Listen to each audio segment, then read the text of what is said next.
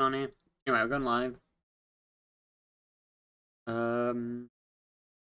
How is it going, every pony? I don't know why I said that.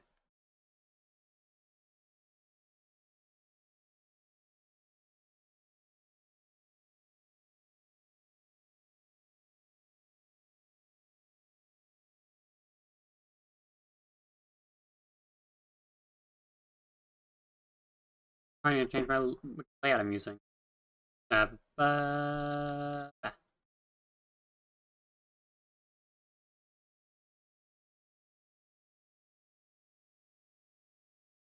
Here we go. Ethics of Liberty. No cover. The new introduction by Hans Hermann Hoppe, who long-time fans will know as that guy we're always reading and referencing.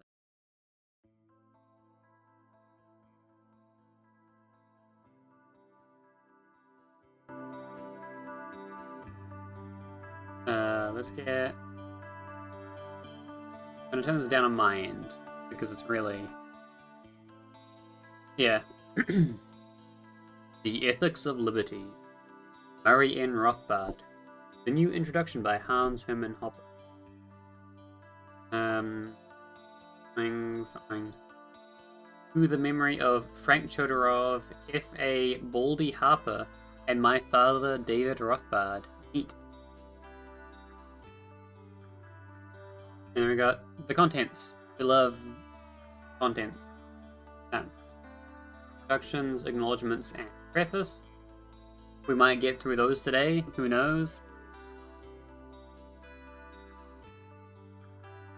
Wait, 13 to 45.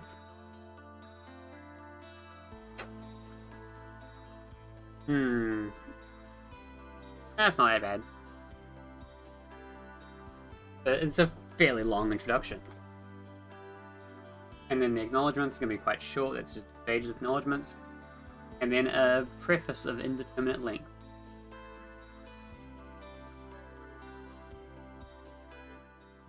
Who knows?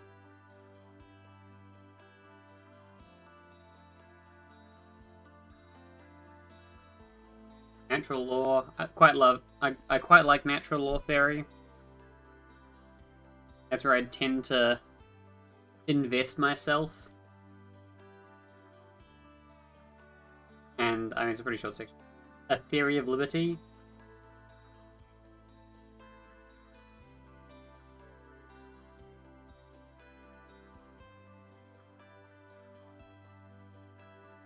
State versus liberty. Modern alternative theories of liberty.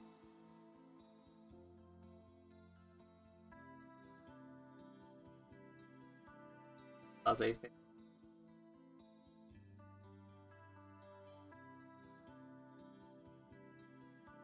And then, what a theory of strategy for liberty.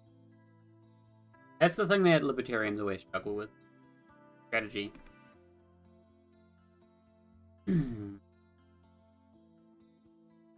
As reason tells us, all are born thus naturally, i.e., with an equal right to their persons, so also with an equal right to their preservation. And every man having a property in his own person, the labor of his body, and the work of his hands are properly his, which no one has right but himself. It will therefore follow that when he removes anything out of the state that nature has provided and left it in, he has mixed his labor with it, and joined something to it that, and thereby makes it his property. Thus, every man having a natural right to, proprietor of, his own person and his own actions, which we call property, it certainly follows that no man can have a right to personal property of another. If every man has a right to his person and property, he also has a right to defend, and so has a right of punishing on his property and person. Reverend Elisha Williams, 1744. Introduction. I hate past tense instructions. Murray Rothbard was. I don't want to be reminded that he's... Oops. Let's take a sip.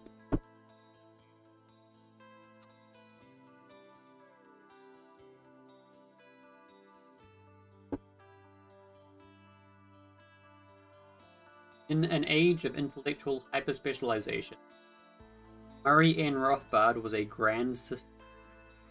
An economist by profession, Rothbard was the creator of a system of social and political philosophy based on economics and ethics as its core. For centuries, economics and ethics philosophy had diverged from their common origin into unrelated intellectual enterprises. Economics was a value-free positive science, and ethics, if it was a science at all, was a normative. As a result of this separation, the property had increasingly disappeared from both disciplines. For economists, property sounded too normative, and for political philosophers, property smacked of mundane economics. Rothbard's unique contribution to the rediscovery of property and property rights as the common foundation of both economics and political philosophy, and the systematic reconstruction of conceptual integration of modern marginal economic and natural law political to a unified moral science, Arianism. I love when political ideas, every political theory wants to establish itself as a... So it doesn't mean that much to call libertarians, or it doesn't mean that much rhetorically. Like, that's not powerful rhetoric. Everyone's doing that. Conservatives aren't. The big conservative studies, but humanity.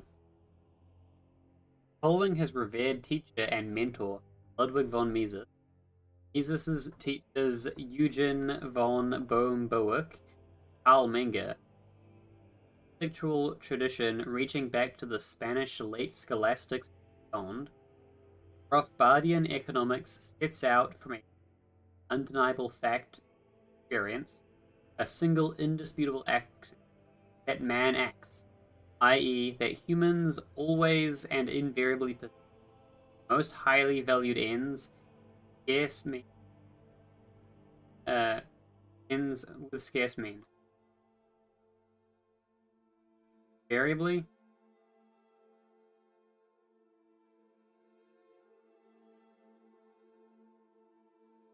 I guess... yeah. It's a bit tautological.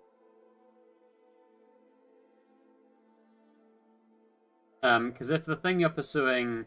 like, whatever you're pursuing is the thing you're highly valued at that moment. Combined with a few empirical assumptions, such as that labor implies disuse, all of economic theory can be deduced from these contestable starting points, from this incontestable, thereby elevating its propositions to the status of apodictic, exact, or a priori true empirical law, and establishing economics as a logic of action, praxeology. Oh, this font's really small, actually. That's... there. Okay, this font's quite blurry as well. Oh well. Rothbard modeled his first magnum opus, Man Economy, on Mises's monumental Human Action.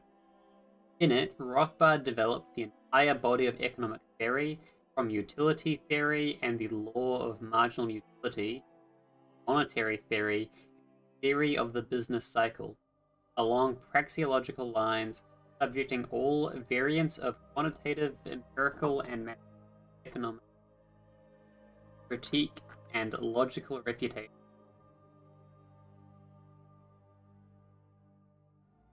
And economy and state. Let's put that on the list.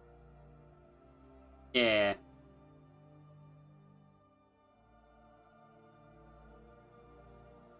I wonder if this is already on here.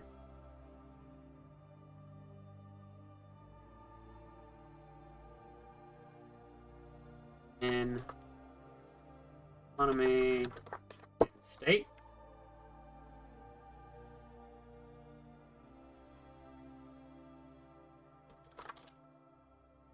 Rothbard.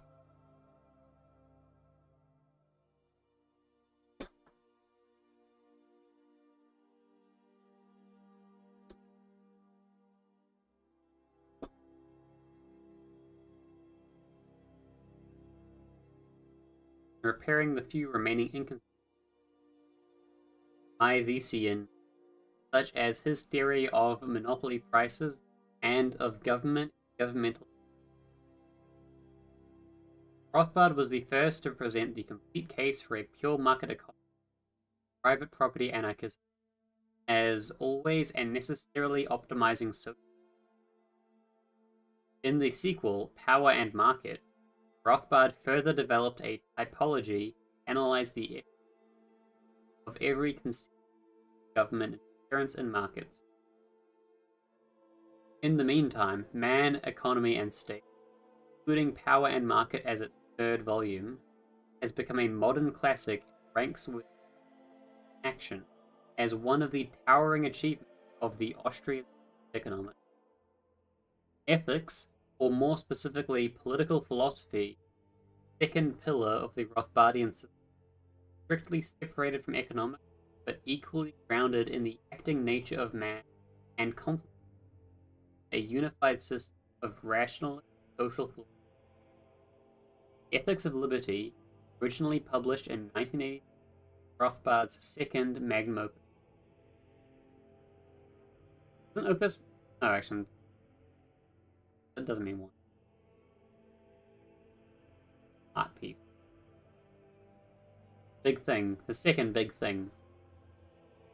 In it, he explains the integration of. Oh, there's this book. In it, he explains the integration of economics and ethics via the joint concept of property, based on the concept of property and in conjunction with a few general empirical, biological and physical observations or assumptions. Rothbard deduces the corpus of libertarian law from the law of appropriation to that of contracts and punishment.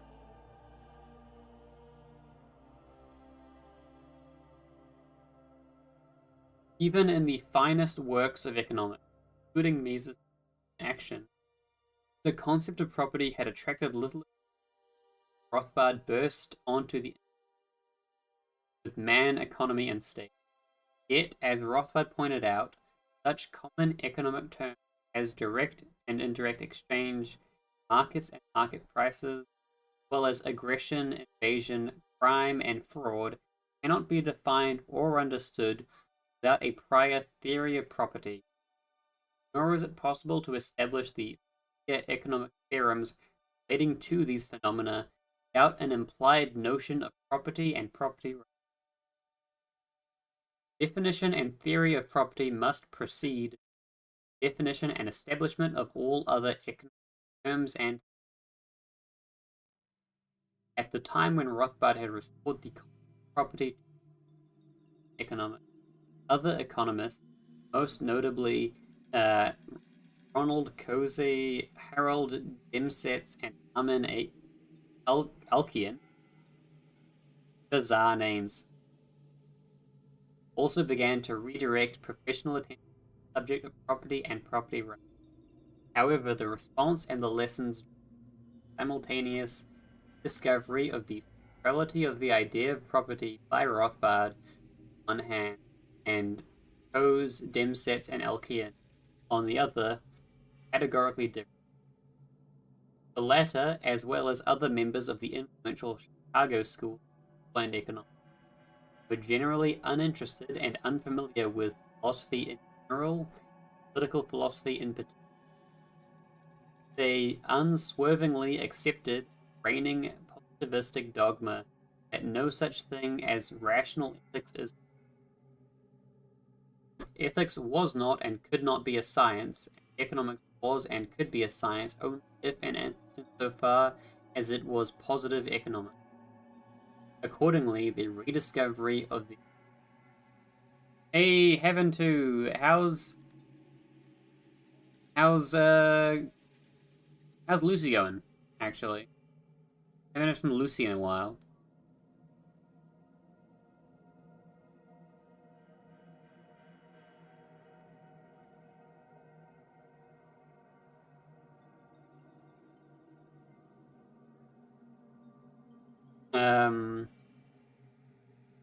Where was I?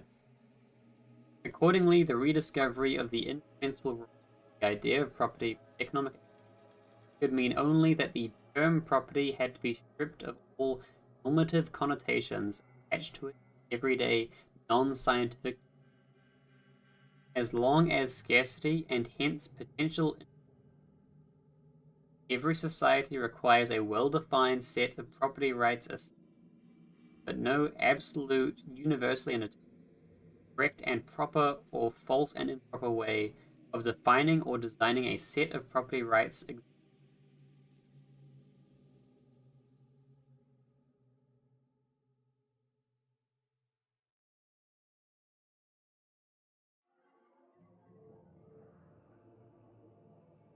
Scarcity.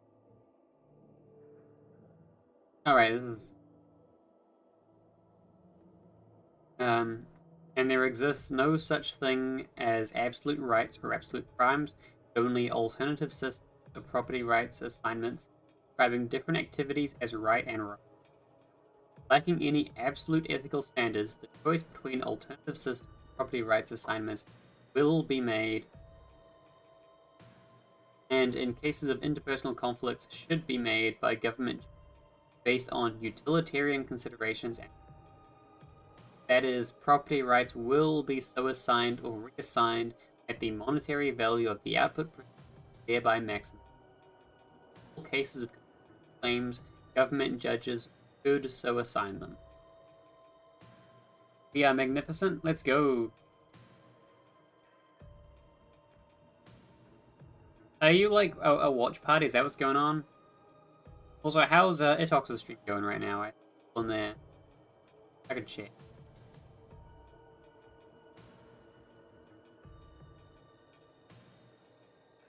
Yeah, how's Itox's stream going?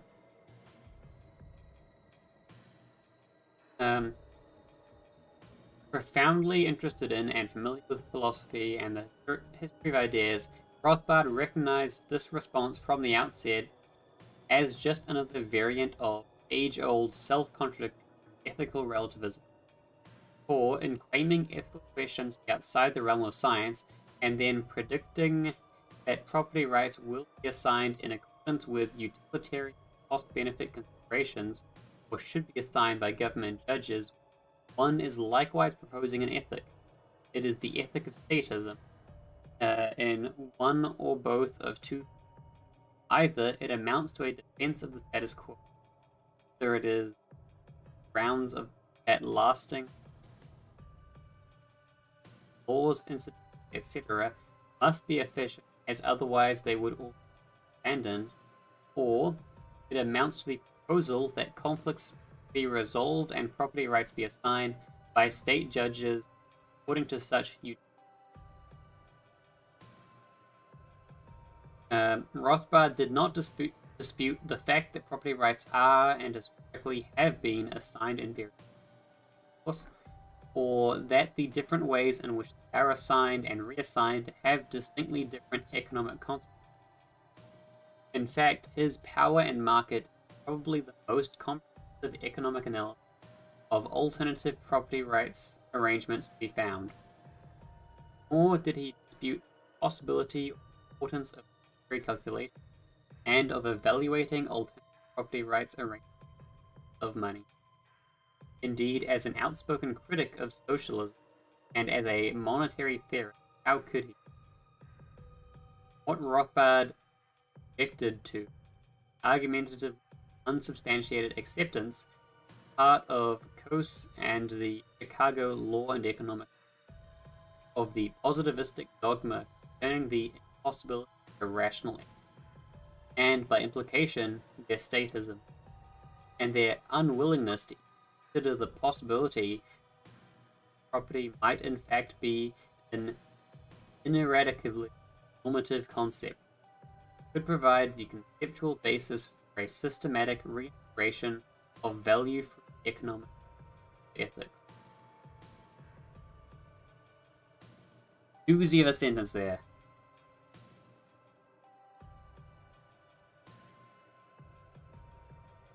Go from there to there. Yeah.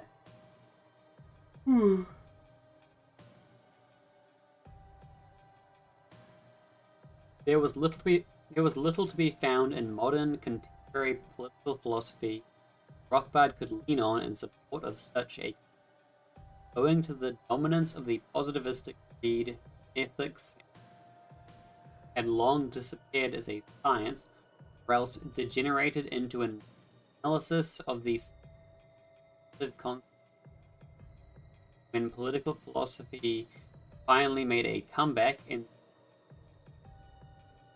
wake of John Rawls and the theory of justice, the recognition of scarcity as a fundamental human condition and of private property and private property rights as a device for actions constrained by scarcity conspicuously absent.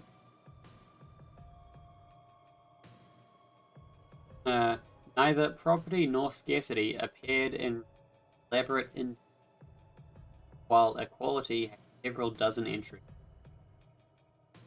In fact, Rawls, to whom the philosophy profession has in the time accorded the rank of premier ethicist of our age, was the prime example of someone completing what a human ethic must accomplish.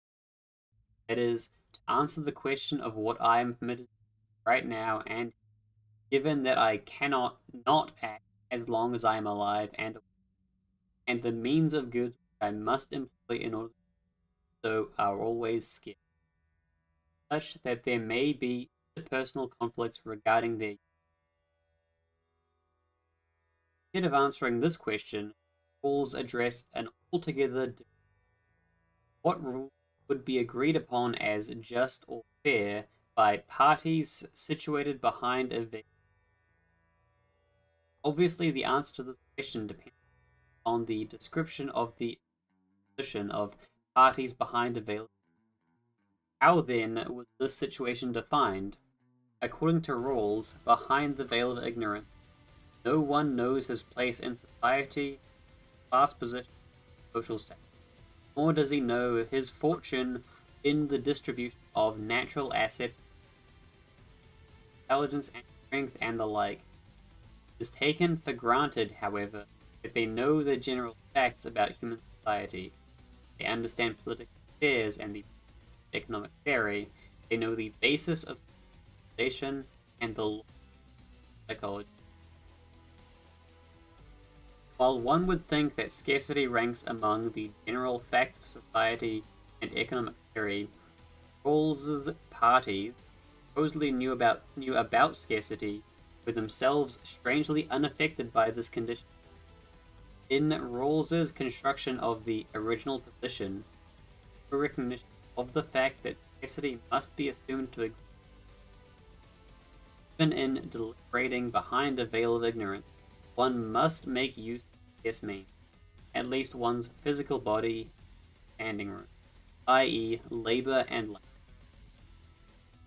Even before beginning any ethical deliberations, in order to make them possible, private or exclusive property, bodies, and a principle regarding the private or appropriation standing room must already be presupposed. Love snark. Popper is a very snarky writer.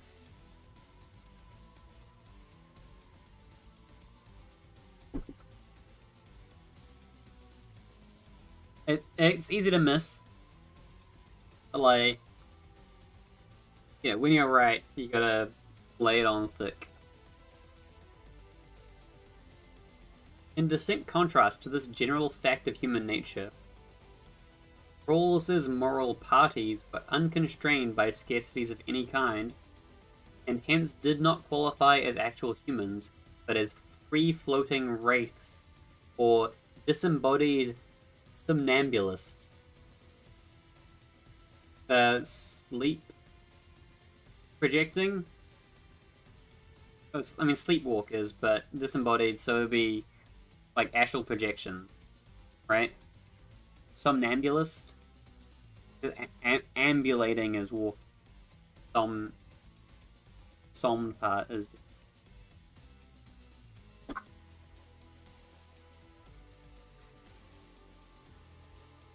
ambulist. Sleepwalker. Yeah. That's fun. That's a fun word.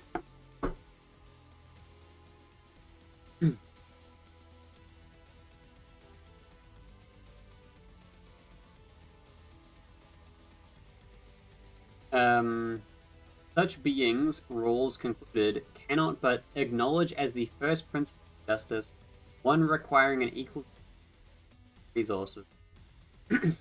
Indeed, this principle is so obvious that we would expect it to occur to anyone immediately. True, for if it is assumed that moral parties are not human actors, disembodied entities, the notion of private property must indeed appear strange. As Rawls admitted with captivating frankness, he had simply defined the original position so that we get the desired result. Rawls's imaginary parties had no resemblance whatsoever with human beings, but were epistemological somnambulists. Accordingly, his socialist egalitarian theory of justice does not qualify as a human ethic, but something else entirely.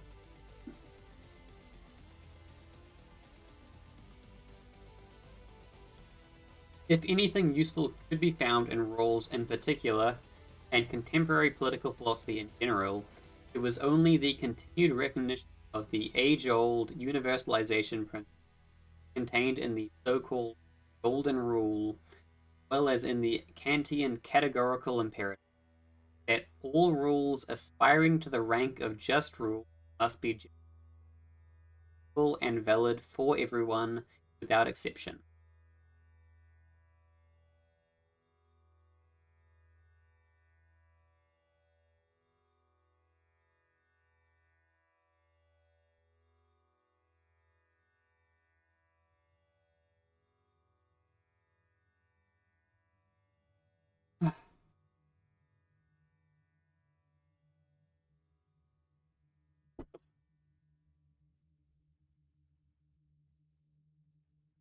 Rothbard sought and found support for his contention regarding the possibility of rational ethics and the reintegration of ethics and economics based on the private property. In the works of the late scholastics, their footsteps, such modern natural rights theorists as Grotius, Pufendorf, and building upon their work in the Ethics of Liberty, Rothbard gives the following answer to the question of what I am justified doing here and now. Every person owns his own physical body, as well as all nature-given goods which he puts to use with the help of his body before anyone else does. This ownership implies his right to employ these resources as one sees fit, so long as one does not thereby uninvitedly change the physical integrity of another's property or delimit another's control over it without his consent. In particular, once a good has been first appropriated or homesteaded by fixing one's labor, it blocks free. Then ownership of it can be acquired by means of a voluntary, contractual transfer of its property title from a previous to a later owner. These rights are absolute. Any infringement on them is subject to lawful prosecution by the victim of this infringement or his agent, and is actionable in accordance with principles of strict liability and the proportionality of punishment. It'll be interesting reading. I'm not sure what the justification for the proportion. It's a thing people talk about a fair bit.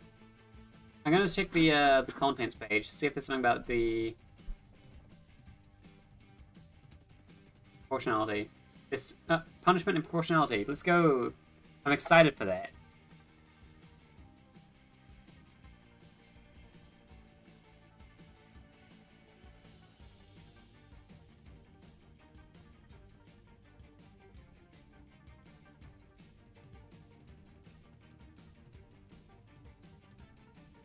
Taking his cues from the very same sources, Rothbard then offered this ultimate proof of these rules as just rules. If a person A were not the owner of his physical body and all goods originally appropriated, produced, or voluntarily acquired by him, there would only exist two alternatives. Either another person B must be regarded as the owner of A, and the goods appropriated, produced, actually acquired by A, or both parties, A and B, must be regarded as equal co-owners of both bodies and goods. In the first case, A would be B's slave and subject to exploitation. B would own A and the goods originally appropriated, produced, acquired by A, but A would not own B and the goods homesteaded, produced, acquired by B. With this rule, two distinct classes of people were created: exploiters B and exploited A, whom different law would apply. Hence, this rule fails the universalization test and is from the outset disqualified as even a potential human ethic.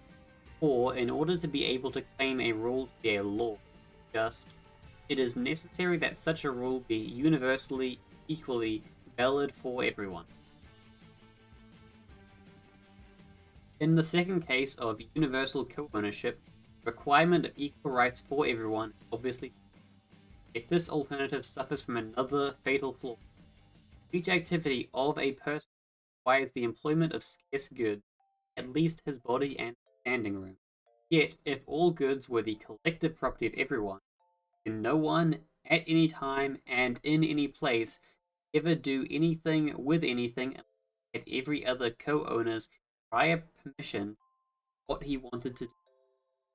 How can one give such a permission if one is not even the sole owner of one's very own body and vocal cord? If one were to follow the rule of total collective ownership, mankind would die out instantly. Whatever this is, not a human ethic.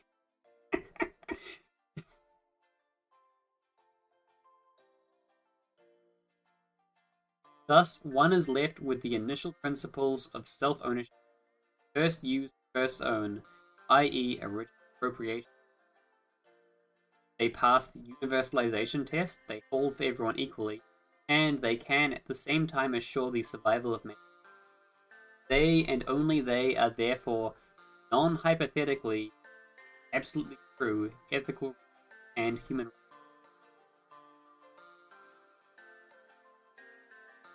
Only they?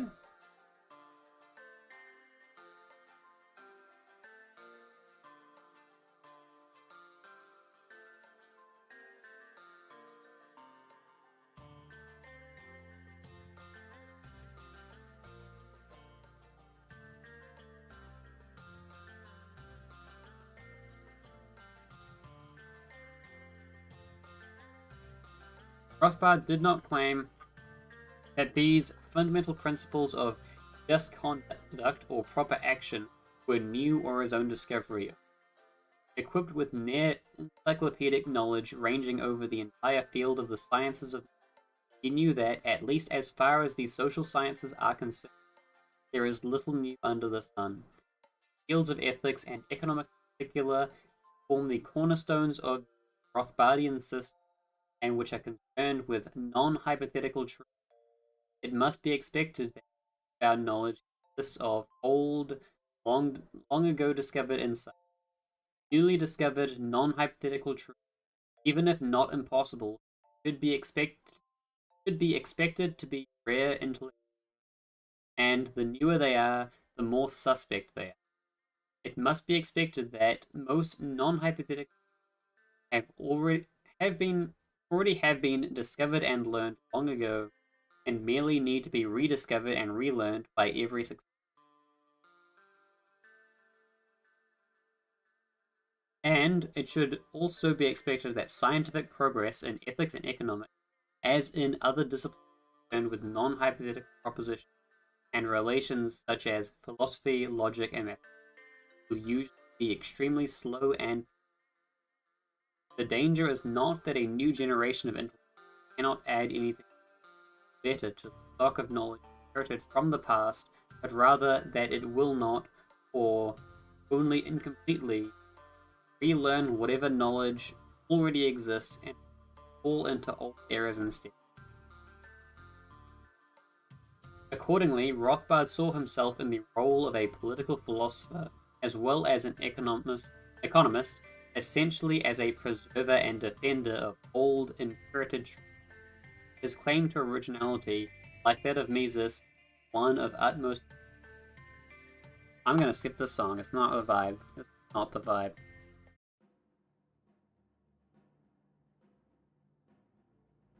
Like Mises, his achievement was to hold on to and restate long ago established insights and repair a few errors fundamentally intellectual. Yet this, as Rothbard knew well, was in fact the rarest and highest possible.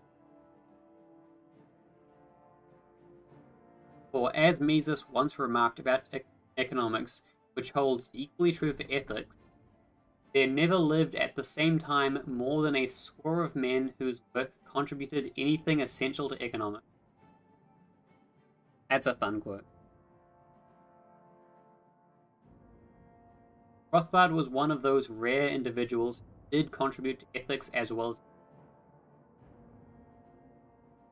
This is illustrated in the Ethics of all elements and principles.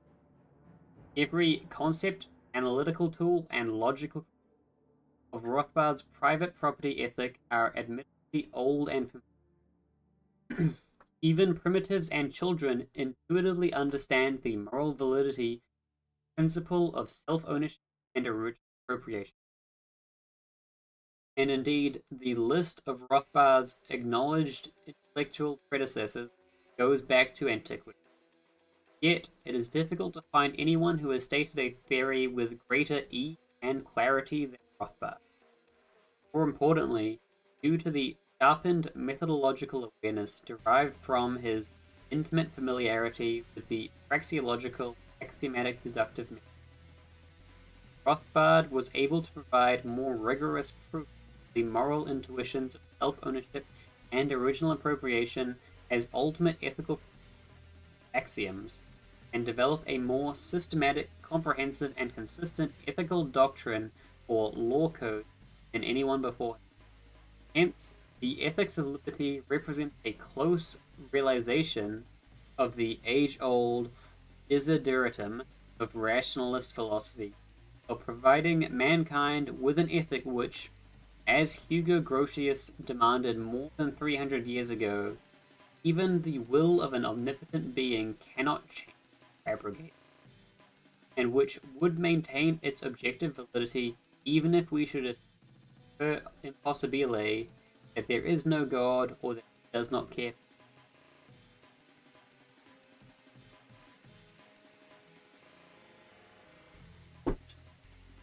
This is why I'm not a divine commandment ethicist. Actually, I know divine commandment ethics is a bit. It's more of an edge case into ethics, where it's it sort of conforms in the sense that you know, all material things are God's property. But it's weird. I don't think there's like the foundation of ethics. I don't think things are right or wrong strictly because God says so. I think it's, you know, things are right or wrong because God says so, and also they're right or wrong because of natural and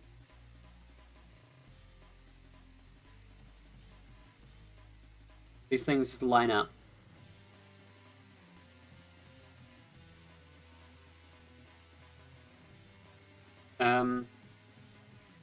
When the Ethics of Liberty appeared in 1982, it initially attracted only a little attention in academia. Two factors were responsible for this neglect. First, there were the anarchistic implications of Rothbard's theory, the argument that the institution of government, the state, is incompatible with the fundamental principle. As defined by Rothbard, a state is an organization which possesses both either or both, in actual fact almost always both, of the following characteristics. It acquires its revenue by physical coercion, and it achieves a compulsory monopoly of port and of ultimate decision-making power over a given territorial area. Both of these essential activities of the state necessarily constitute criminal aggression and depredation of the just rights of private property of its subjects, including self-ownership. The first constitutes and establishes theft on a grand scale, while the second prohibits the free competition of defense and making agency within a given territorial area. Why do I keep reading that area? Prohibiting the voluntary purchase and sale of defense and judicial services. Without justice, Rothbard concluded at St. Augustine,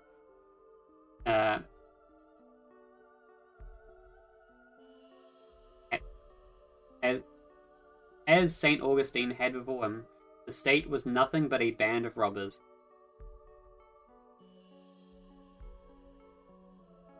Rothbard's anarchism was not the sort of anarchism that his teacher and mentor, Mises, had rejected as hopelessly naive, of course.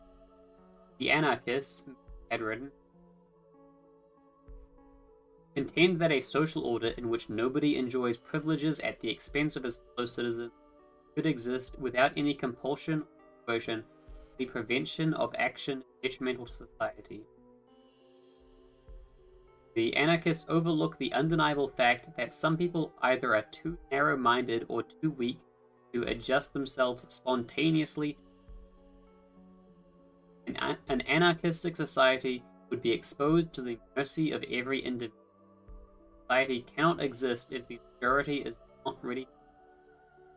By the application or threat of violent action, minorities from destroying the social order.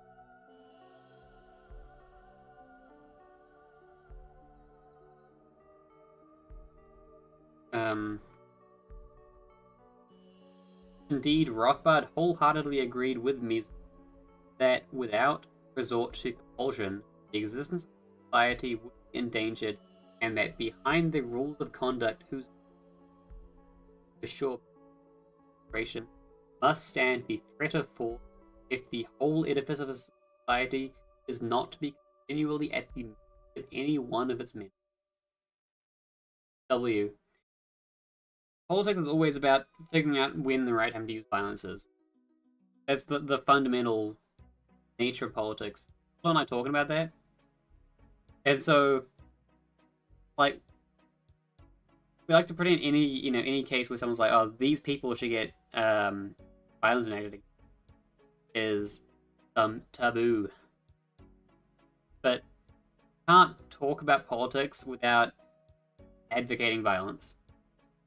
That's what politics is.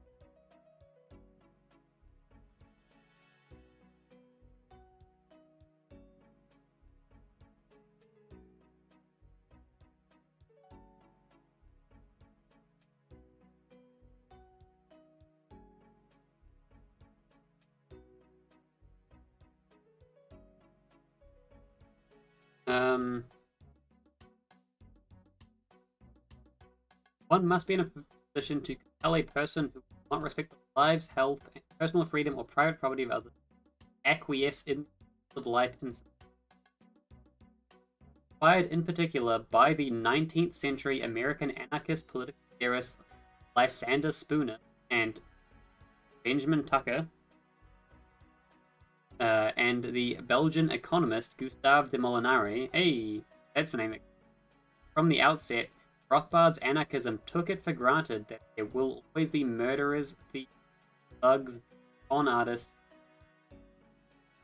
and that life in society would be impossible if they...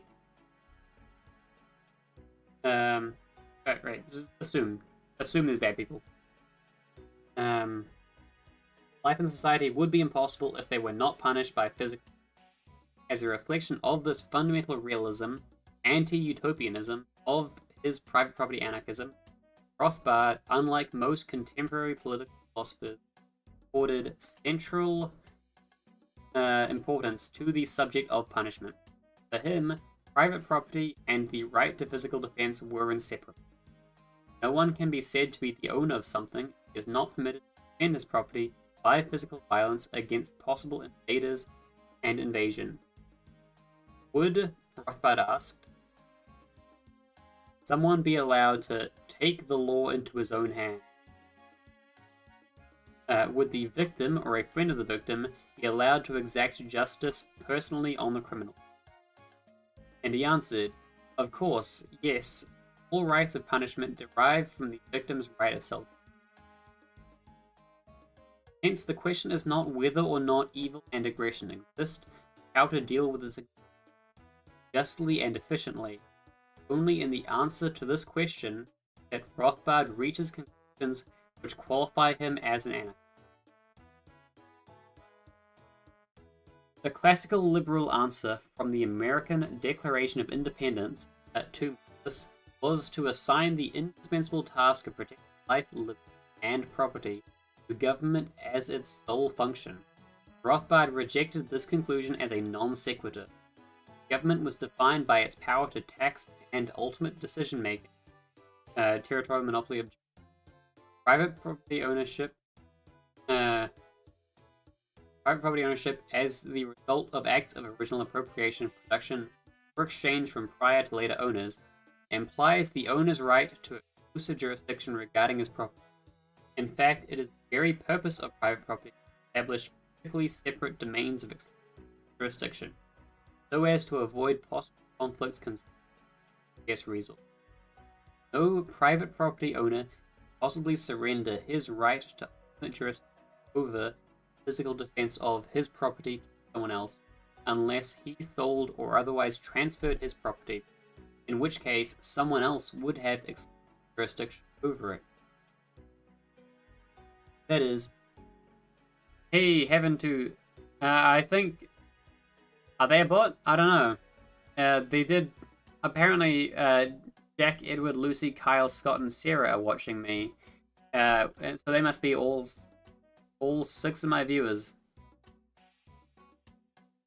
I don't have 6. Anyway, today's reading's quite dry. Where was I?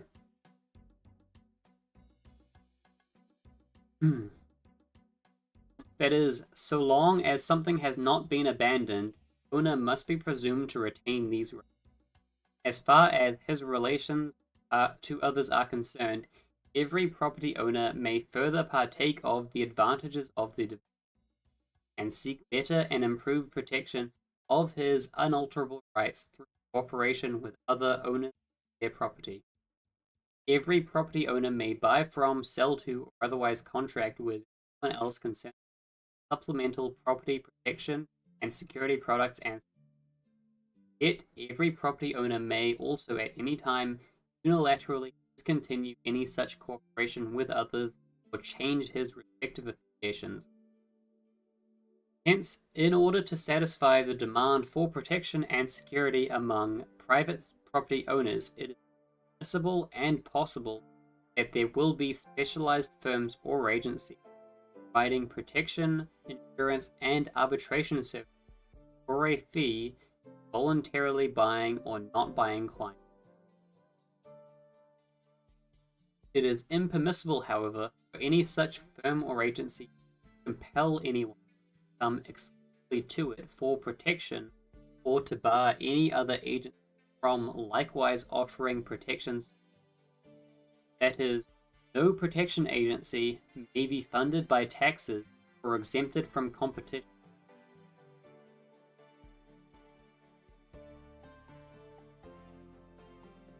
This is a very long introduction. Thank you, Hans Hermann Hoppe. They got Hoppe to write the introduction, which is from 11 to 45. Also,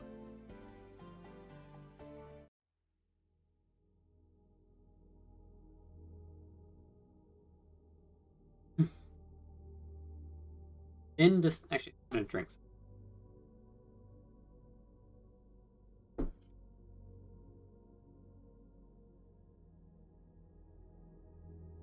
In distinct contrast, a territorial monopoly of protection and jurisdiction, state, rests from the outset on an impermissible act of expropriation, and it provides the monopolist and his agents their license to further expropriation. It implies that every property owner is prohibited from discontinuing his cooperation with the supposed protector, and that no one except the monopolist may exercise ultimate jurisdiction over his own property. Rather, everyone has lost his right to physical protection and defense against possible invasion by the state, and is thus rendered defenseless to the actions of his own alleged protector. Consequently, so the book is by Murray Rothbard, but the introduction is by Hans Hermann Hoppe. In some sections you can really tell by the snark that it's Hoppe. He's got a way of writing quite funny, that I find quite funny.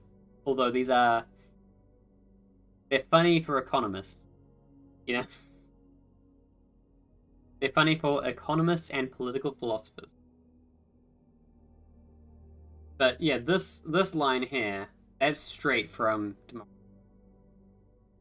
Consequently, the price of justice and protection continually rise, and the quality of justice and protection will continually fall.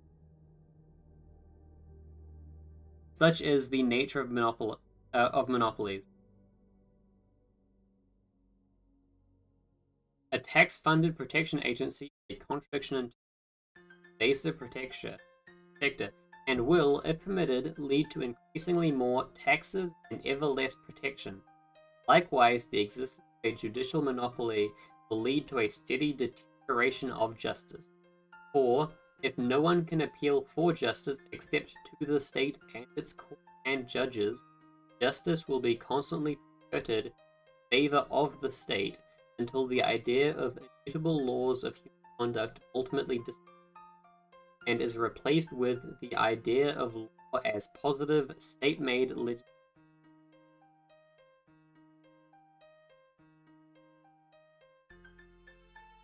Based on this analysis, Rothbard considered the classical liberal solution to the fundamental human problem of a minimal or night watchman or an otherwise limited government as a hopelessly confused and naive idea. Every minimal state has the inherent tendency to become a maximum. For once an agency is to collect any taxes, however small and for what purpose, it will naturally tend to employ its current tax revenue for the collection of ever more future taxes, same and or other purposes.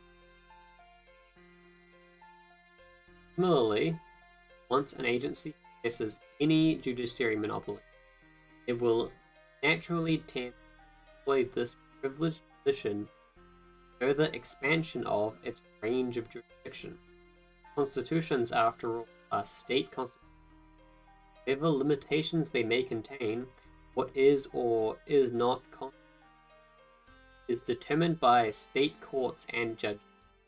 Hence, there is no other possible way of limiting state power except by eliminating the state altogether and, in accordance with justice and economics, establishing a free market in protection and security services.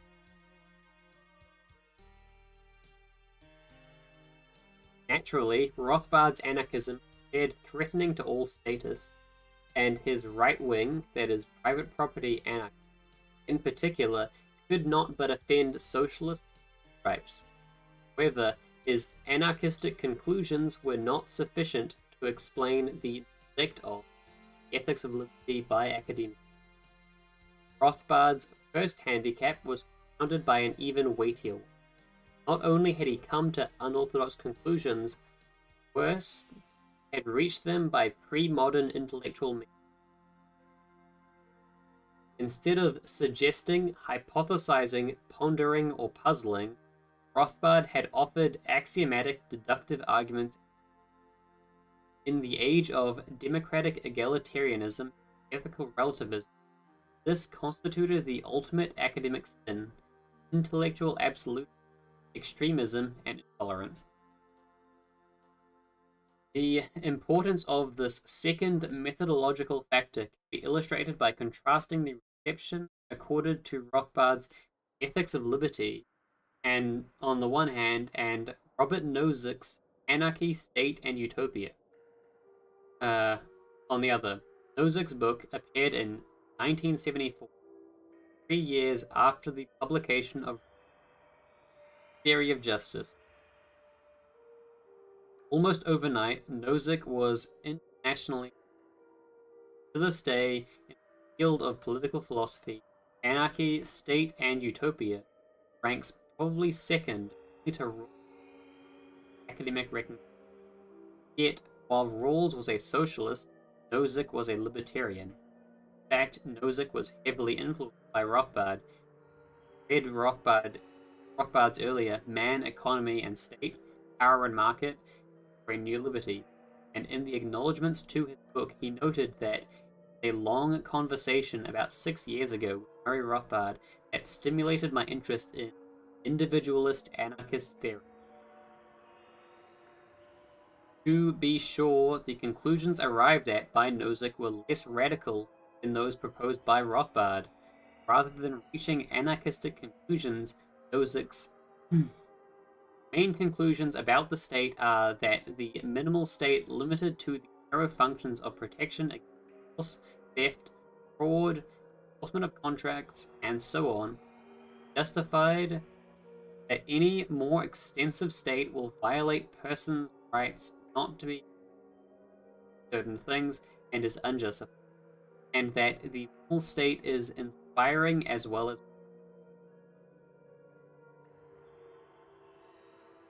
Nonetheless, in claiming that the state may not use its coercive apparatus for the purpose of getting some citizens to aid others, or in order to prohibit activities to people for their own good or protection, even Nozick's conclusions placed him far outside the philosophical mainstream. Why then, in distinct contrast to the long-lasting neglect of Rothbard's libertarian Ethics of Liberty, tremendous academic success of Nozick's libertarian Anarchy, State, and Utopia, the answer is method and style. Rothbard was, above all, a systematic thinker, set out from the most elementary situation and problem, Rousseau ethics, and then proceeded painstakingly justifying and proving each step and argument along the way the more complex and complicated situations and problems.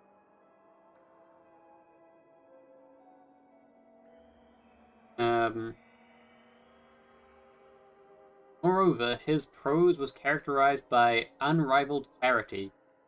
In distinct contrast, Nozick was a modern, unsystematic associationist, or even impressionistic thinker. Prose was difficult and Nozick was explicit about his own method. His writing, he stated, was in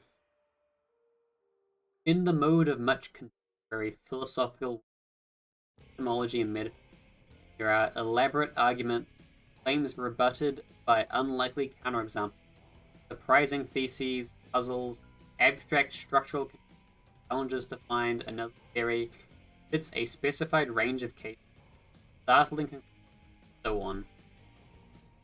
One view about how to write a philosophy book holds that an author should think through all of the details of the science and its problems, polishing and refining his view to present to the world a elegant whole. This is not my view. At any rate, I believe that there is also a place and a function in our ongoing intellectual life for a less complete work containing unfinished presentations, conjectures, open questions and problems, side connections, as well as a main line of argument. There is room for words on subjects other than the last word.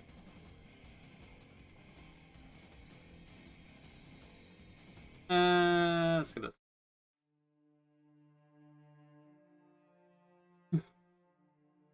Methodologically, then, Nozick and Rothbard were poles apart. But why would Nozick's unsystematic ethical explorations find so much more resonance in academia? Rothbard's systematic ethical treatise, especially when their conclusions appeared to be largely congruent. Nozick touched upon the answer, expressed the hope that his method makes for intellectual excitement, but this was at best half of the answer. For Rothbard's The Ability to eminently interesting and exciting book full of examples, cases, and scenarios, full range of everyday experiences, extreme lifeboat situations, spiced with many surprising conclusions, and above all, instead of merely suggestions to problems. Nozick's method rather made for interest and excitement of a particular. Rothbard's Ethics of Liberty consisted essentially of one successively and systematically drawn out and elaborated argument, and thus required the long-sustained attention of its reader.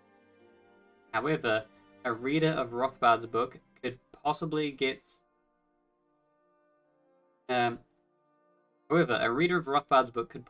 so excited that he would not want to put it down until the excitement caused by anarchy, state, and utopia was of a very different kind.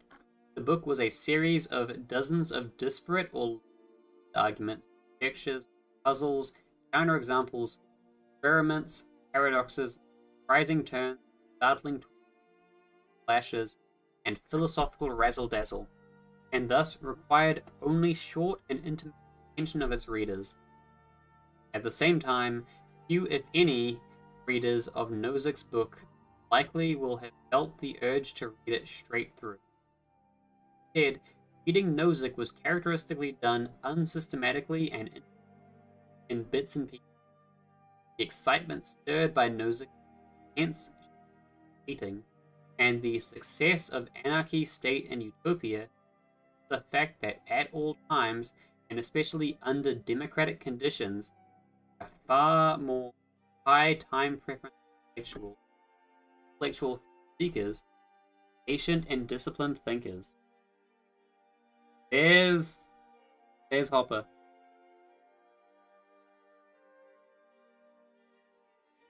I'm gonna say my advice for anyone reading this would be skip the intro.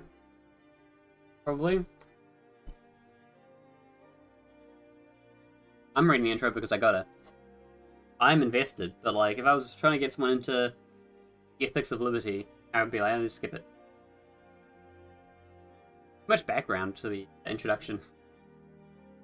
Despite his politically incorrect conclusions, Nozick's libertarianism was deemed respectable by the academy, and elicited countless comments and replies because it was methodologically non-committal. That is, Nozick did not claim that his libertarian conclusions... It's an introduction, not a prologue.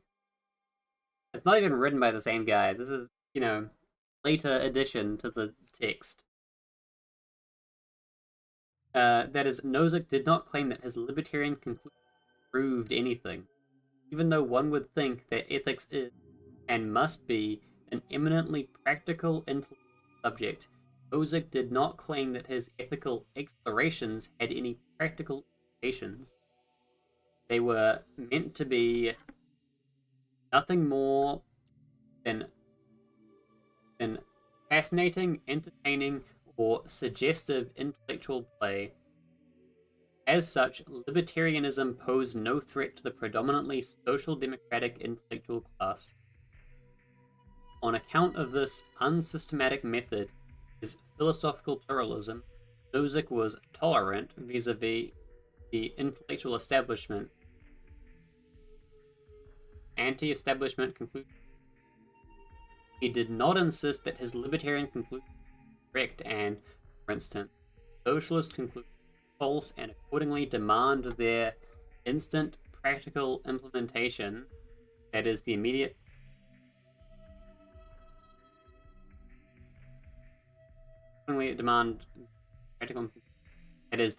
abolition of the social democratic welfare, including all of public tax-funded education and research. Rather, Nozick's libertarianism was, and claimed to be, no more than just an interesting thought. Did not mean to do any real harm to the ideas of his socialist opponents. Only wanted to throw an interesting idea into the democratic, open-ended intellectual debate, while everything real, tangible, and physical remain unchanged, and everyone can go on with his life and thought as before. Really going on this Nozick fella.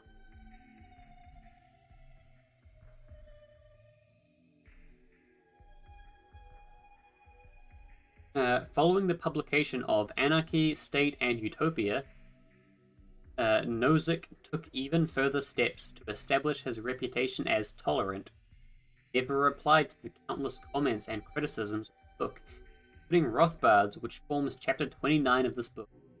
That explains a bit why this whole section's here.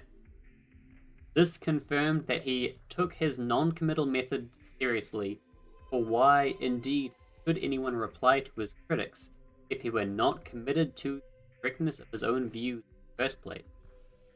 Moreover, in his subsequent book, Philosophical Explanations, Nozick removed all remaining doubts as to his supposed non-extremist tolerance.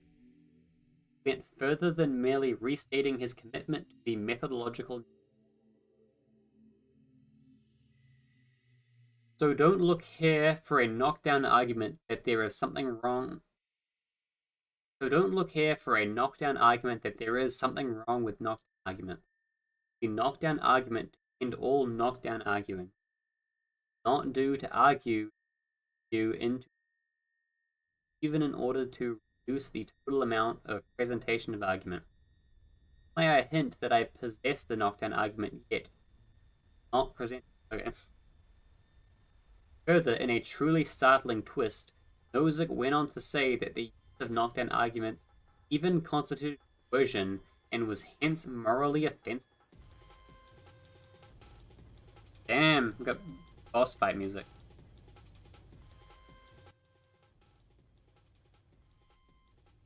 This is definitely economics music. The terminology of philosophical art is coercive. Arguments are powerful and best when they are knocked down.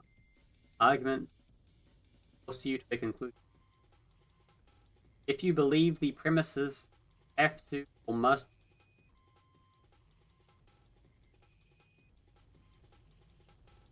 Terminology of philosophical art is coercive. Arguments are powerful and best when they are knocked down. Arguments force you to. If you believe the premises, have to or must believe. Some arguments do not carry much punch, and so forth. A philosophical argument attempts to get someone to believe something, whether he wants to believe it or not. A successful philosophical argument, a strong argument, forces someone to a belief. Why are philosophers intent on forcing others to believe things? Is that a nice way to behave towards someone? I think we cannot improve that way. Philosophical argument, trying to get someone to believe something whether he wants to believe, is not, I have held, a nice way to behave towards someone. Also, it does not fit the original motivation for studying or entering philosophy. That motivation is puzzlement, curiosity, a desire to understand, not a desire to produce uniformity of belief. Most people do not want to become thought. Philosophical goal of explanation rather than proof not only is morally better, it is more in accord with one's philosophical motivation. Also, it changes how one proceeds philosophically. At the macro, leads away from constructing the philosophical tower. At the micro level, alters which philosophical are legitimate at various points. What a bizarre thing to say.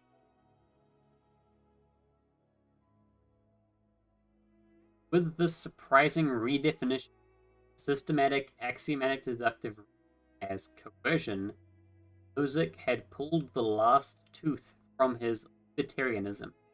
If even the attempt of proving or demonstrating the ethical impermissibility of justice, democratic socialism, bad behavior, libertarianism had been essentially disarmed, and the existing order and its academic bodyguards intellectually. How could one not be nice? Someone as nice as Nozick? It is no wonder anti-libertarian establishment took kindly a libertarianism as gentle and kind as his, and elevated Nozick to the rank of the premier philosopher of libertarianism.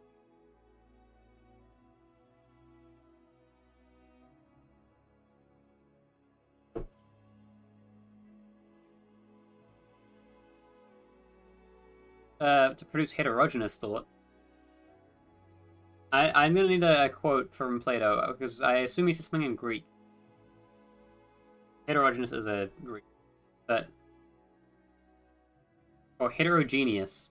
I don't like the word heterogeneous. It's not quite... Heterogeneous is what I'll always say it that way. I don't care that there's supposed to be an E there. No. Dumb. Dumb E. You got homogeneous. You don't say homogeneous. You talk about homogeneity. So it should be heterogeneous and heterogeneity. I'm not gonna kowtow to heterogeneous.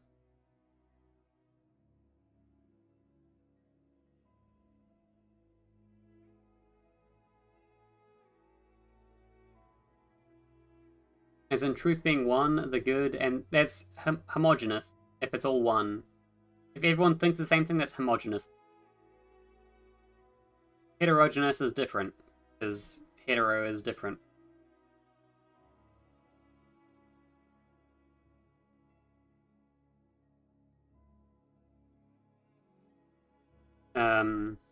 Yeah, this is, actually, is this... What is the difference between continental and... You know, I was gonna say... Versus...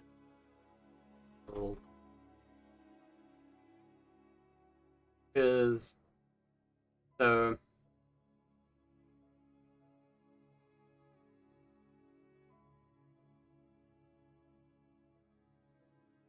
Okay, yeah, so this is the analytical versus continental.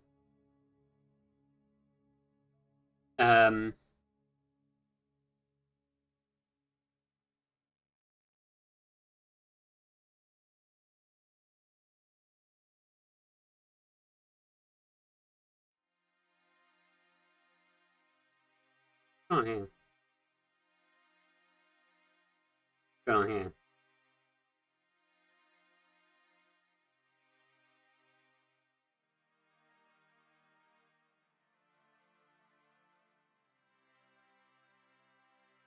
Anyway, I'm not a big continental guy.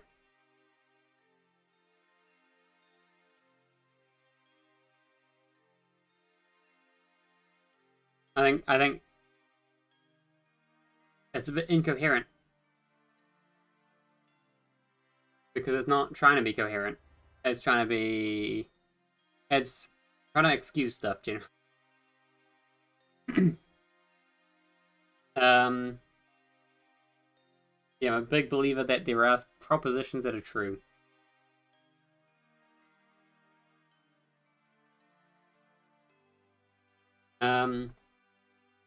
The interest stimulated and the influence exerted by Rothbard's libertarianism and the ethics of liberty was significantly different, slow, sensibly growing, and lasting, and reaching and affecting academia from outside, rather than being picked up by it and from the ivory tower communicated down to the non-academic public. Rothbard, as every reader of the following treatise will quickly recognize, was the prototype of a coercive philosopher in the startling Nozickian definition. He demanded and presented proofs and exact and complete answers rather than explanations, conjectures, and open questions.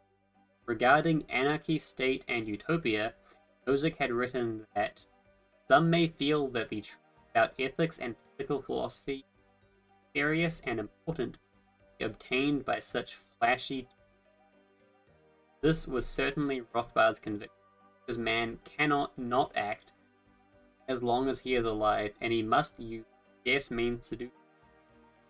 Must also permanently choose between right and wrong conduct. The fundamental question of ethics, what am I here and now rightfully allowed to do, what not, thus the most permanent and pressing intellectual confronting man. Whenever and wherever one acts, as an actor must be able to determine and distinguish unambiguously right from wrong. I like the fact that analytics invented the term continental to put everyone in the same box. I don't know enough about the history of philosophy to really speak to that.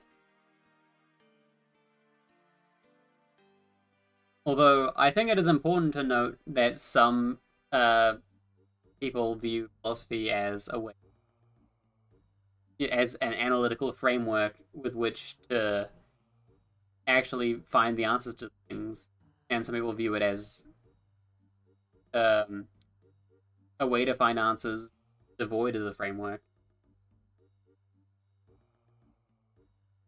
Although if you have enough epistemological nihilism, you kind of get away with anything. I just don't think epistemological nihilism is very useful.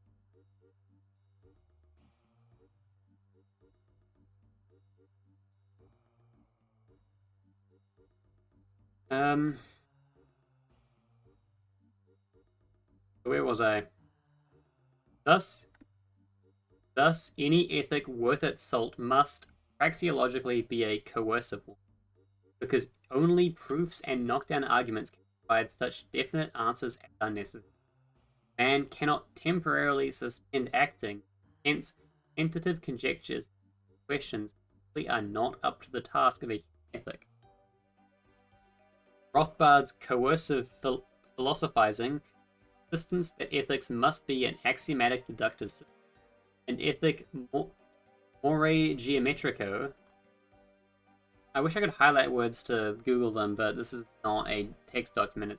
These are images. Was nothing new or unusual.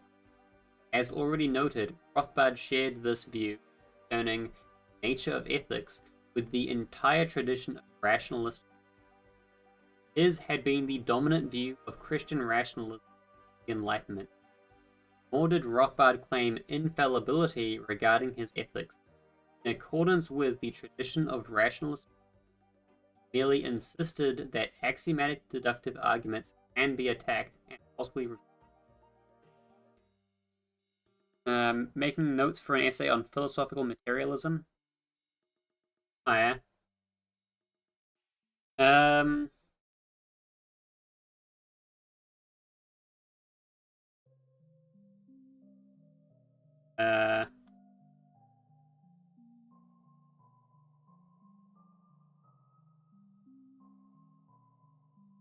Yeah, I'm not big on materialism. I'm not a materialist per se. Yeah. Although it depends on what you mean. Like, I'm not well versed on materialism, but I'm not a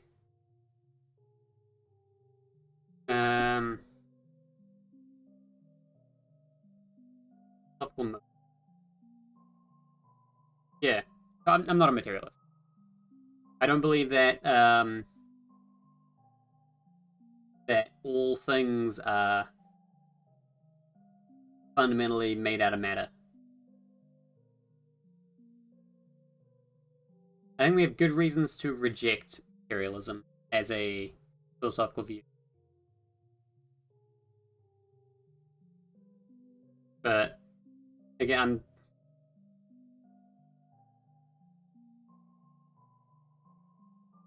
I'm not like well versed on it. I'm not very familiar with the arguments in favor of materialism. It just seems on its face a bit absurd. Because, like, you can clearly point to things that aren't materialist.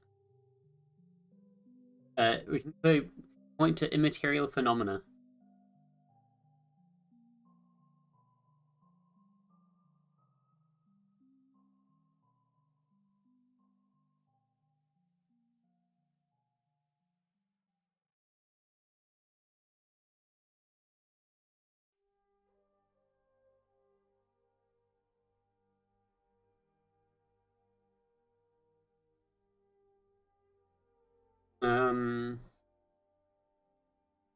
Let's see, where was I?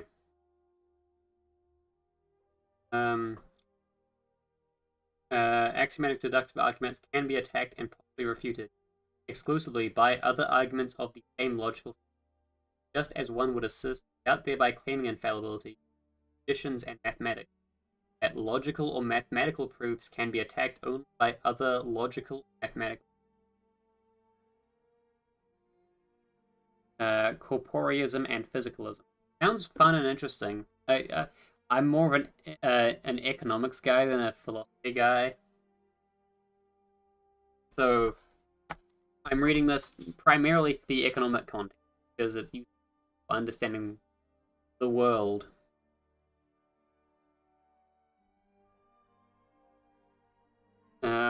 Yo, thank you for the follow, Raymondo. In the age of democratic socialism, however, such old-fashioned, certainly if made in conjunction with ethics, especially if this ethic turned out to be a libertarian one, were generally rejected and dismissed out of hand by academia. Unlike the modern Nozick, Rothbard was convinced that he had proved libertarianism, private property anarchism, morally justified and correct, and that all statists and socialists were plain wrong. Accordingly, he advocated immediate and ongoing action.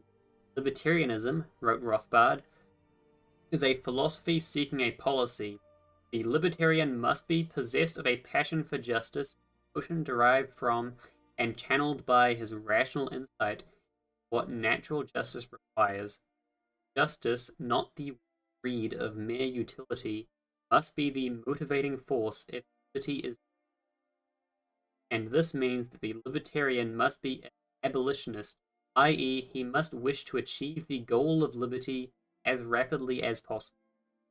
He should be an abolitionist who would, if he could, abolish instantaneously all invasions of.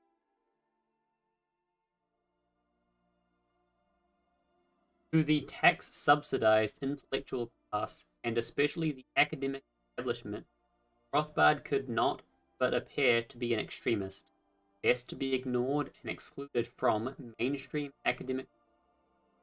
Rothbard's unkind and tolerant libertarianism took first hold among the non-academic public, among professionals, businessmen, and educated laymen of all backgrounds, whereas Nozick's gentle libertarianism never penetrated outside academia.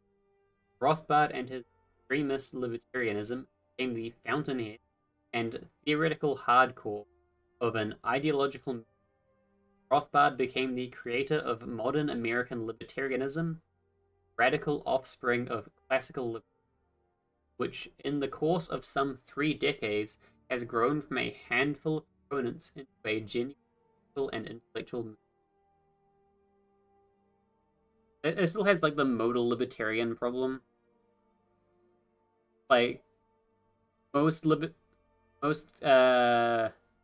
unquote libertarians don't have a libertarian worldview.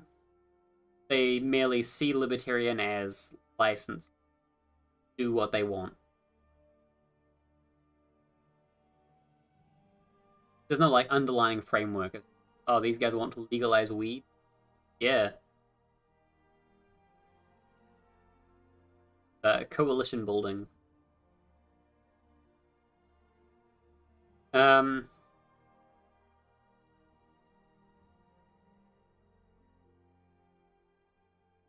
It might be because I'm in libertarian circles, but I don't know much about Nozick.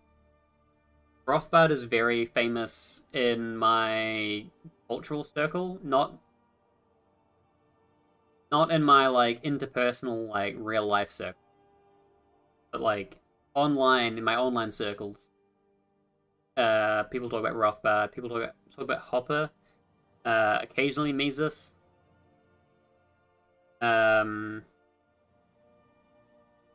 Also like Sowell. Not a libertarian, but he's a Chicago school. Anyway,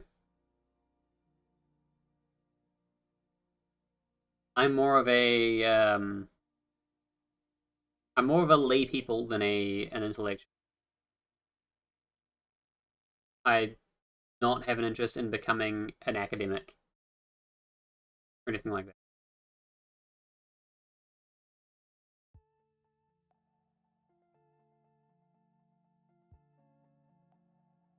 Rothbard has that introductory book on Mises, called The Best of Mises.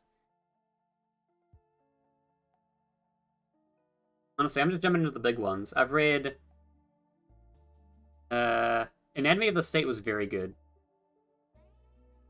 It's a very short book. It's the sort of thing where, like, if I wanted someone to, like, get a very brief overview of libertarianism, it'd be the thing to read, Anatomy of the State. Just because it's...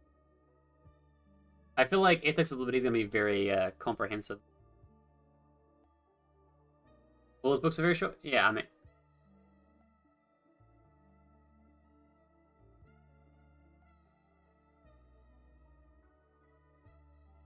short, but, like... Anatomy of the State is, like, 60 pages, and the font's pretty large as well. Meanwhile, this is, like, 300-something pages, and small font. I can't word count this right now. Let's pop open... Let's save it. Do I have Anatomy of the State saved? I don't know if I do. Oh well.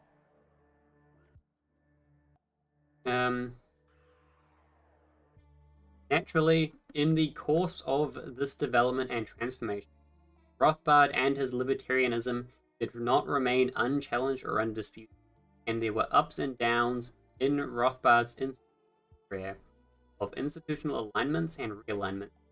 Yet, until his death, Rothbard remained without doubt the singular most important respected moral authority within the entire libertarian movement, and his rationalist, axiomatic deductive, praxeological, or Austrian libertarianism provides to this day the intellectual benchmark in reference to everyone and everything else in libertarianism is defined and positioned. What proved to be unacceptable to academia, Rothbard's pre-modern method of axiomatic deductive reasoning and system building, still found resonance among many people, even if modern academics, freed from the obligation of having to provide a practical justification for activities and engage in unsystematic and open-ended conversation. Where does Wilmer? Hey, that's in the to read list. The world as will and representation. I put that on the list a while ago, and I for some reason put in big font just because the way the documents. When I copy things in, they come in a smaller font, but I had to write this down manually. I guess this one came in this font because I had to. Anyway, did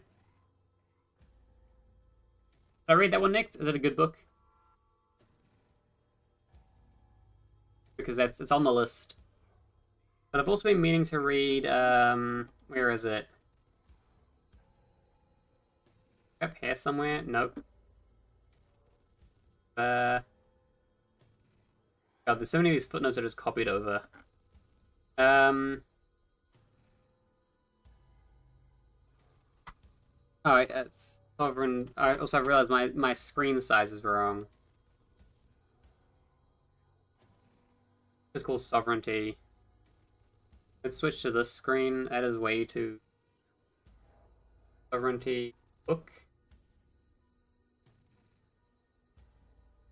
a fun book, and it has the author telling you to read my book, first read all of Plato and Kant. So I did. Um,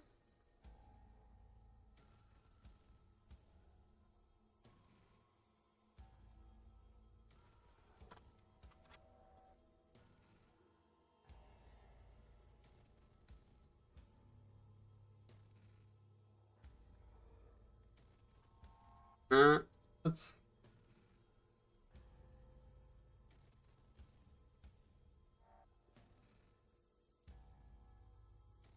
I have change just one word title.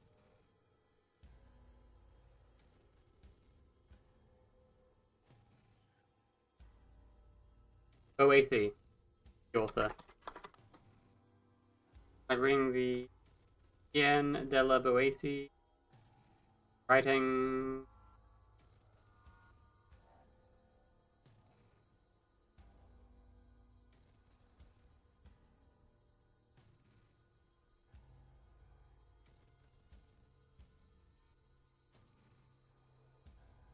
I think I'm the right person.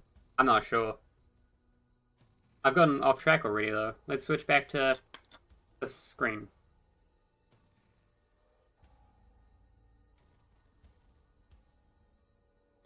Um,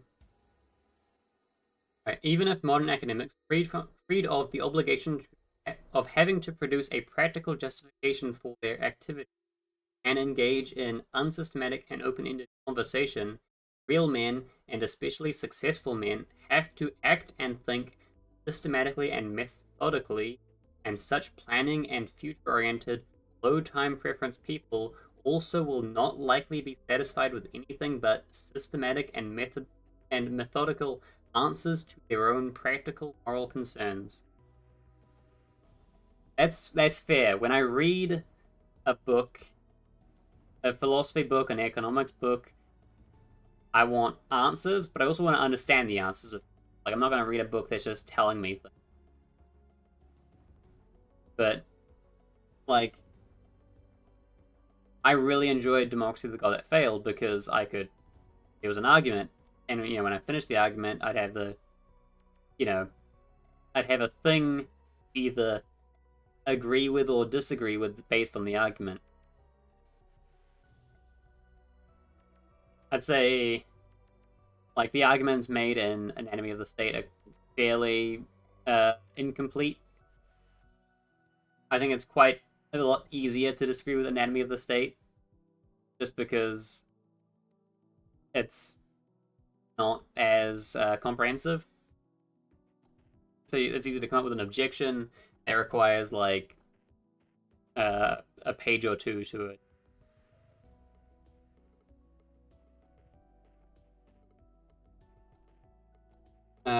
Anyway, nor did Rothbard's explicit political radicalism constitute a serious acceptance problem among such successful and independent-minded men, even if increasingly marginalized remnants of the American tradition of radical libertarianism still existed among the educated public. In fact, the American Revolution had been largely inspired by libertarian, radical Lockean ideas, and the Declaration of Independence, and in particular its author, Thomas Jefferson, reflected and expressed the same rationalist spirit of the Enlightenment and the even older natural law tradition that also characterized Rothbard and his political. Wait, should I skip reading Kant? I don't have any Kant on the list. Sometimes it happens while reading, I go, what nonsense, how could he say that? Yeah. Yeah, I'm just like, that's a hard sell, buddy. Are you sure you should be saying this? And then at the end it's like, oh, sure, that makes sense. Some of the things in Democracy of the God That Fail, I did feel were a bit insufficiently substantiated. But also, like, they were a type of unforced error. Where, like, sometimes an author makes a mistake that they didn't need to make when advancing their argument, And it's like, I'm not sure you're right there, but also it doesn't matter to your entire point if you're right there. Like, you didn't need to say that, and it's not sufficiently justified here. But also, if you didn't say that, I would be agreeing with you here.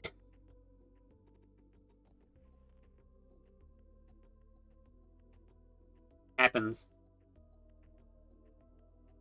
I think part of it is that Hopper is advancing a I don't know what my word is. What is the word? It's there's like some praxis stuff in there, you know, and that's more complicated. So it's not all just like theory. It happens that the more errors one finds, the more one begins to question the entire system, even if one is a non-systematic. I mean, it's a largely systematic thing, but I'll see if I can find the quote. No, actually, it'd be impossible to find the quote. But Hopper says something to the effect of, something to the effect of that it would be impossible for a state to create powerful enough propaganda to convince their population to support a war against a like non-aggressive anarchist society. And like, no, I think you're wrong there. I've seen what the propaganda machine can churn out, and man, that is quite a frightening thing. Anyway, um,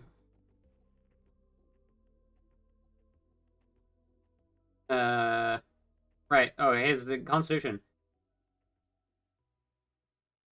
Very Iraq 2003.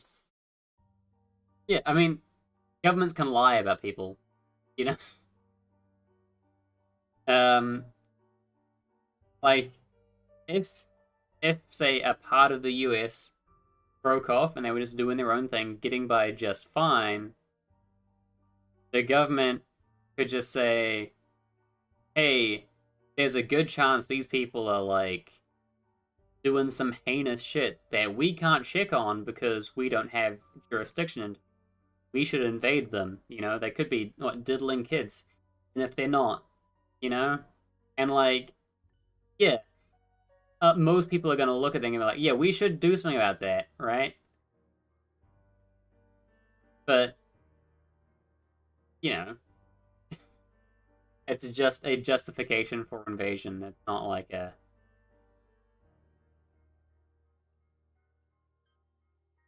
not it's insufficient, but it works. We hold these truths to be self-evident that all men are created equal. They are endowed by their creator with certain inalienable rights. Yeah, my source is that I made it up. True. Among these are life, liberty, and the pursuit of happiness. That to secure these rights, governments are among men, deriving their just power from the consent of the governed. That whenever any form of government becomes destructive of these ends, it is the right of the people to alter or to abolish it. New government, laying its foundation on such principles, organizing its powers in such form as to them shall seem most likely to affect their safety and happiness. Effect. Prudence, indeed, will dictate that governments long established should not be charged for light and transient, and accordingly, all experience has shown that mankind are more disposed to suffer while evils are sufferable, right themselves by abolishing the forms to which they are accustomed. That when a long train of abuses and usurpations, pursuing invariably the same object, a design to reduce under absolute despotism, it is their right, it is their duty to throw off such government and to provide new guards for their future. Rothbard, apart from his theoretical work as an economist, political philosopher, also an eminent historian.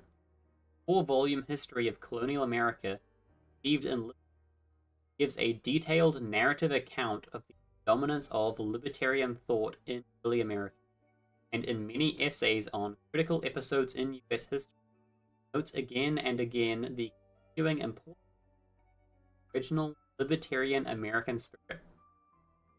Be sure the radical libertarian impetus had led to the American Revolution and the Declaration of Independence had subsequently suffered one setback after another. With the victory of the Federalists over the Anti-Federalists and the transition from the original Confederacy to de facto abolition of the Union Constitution by Abraham Lincoln, and as the result of the destruction of the secessionist Southern Confederacy, onset of progressivism, Franklin D. Roosevelt's New Deal, Johnson's Great Society, and so on with Presidents Nixon, Carter, Reagan, Bush, and Clinton. Even if again and again defeated, however, the tradition of radical individualist libertarianism could not be eradicated from the American public consciousness.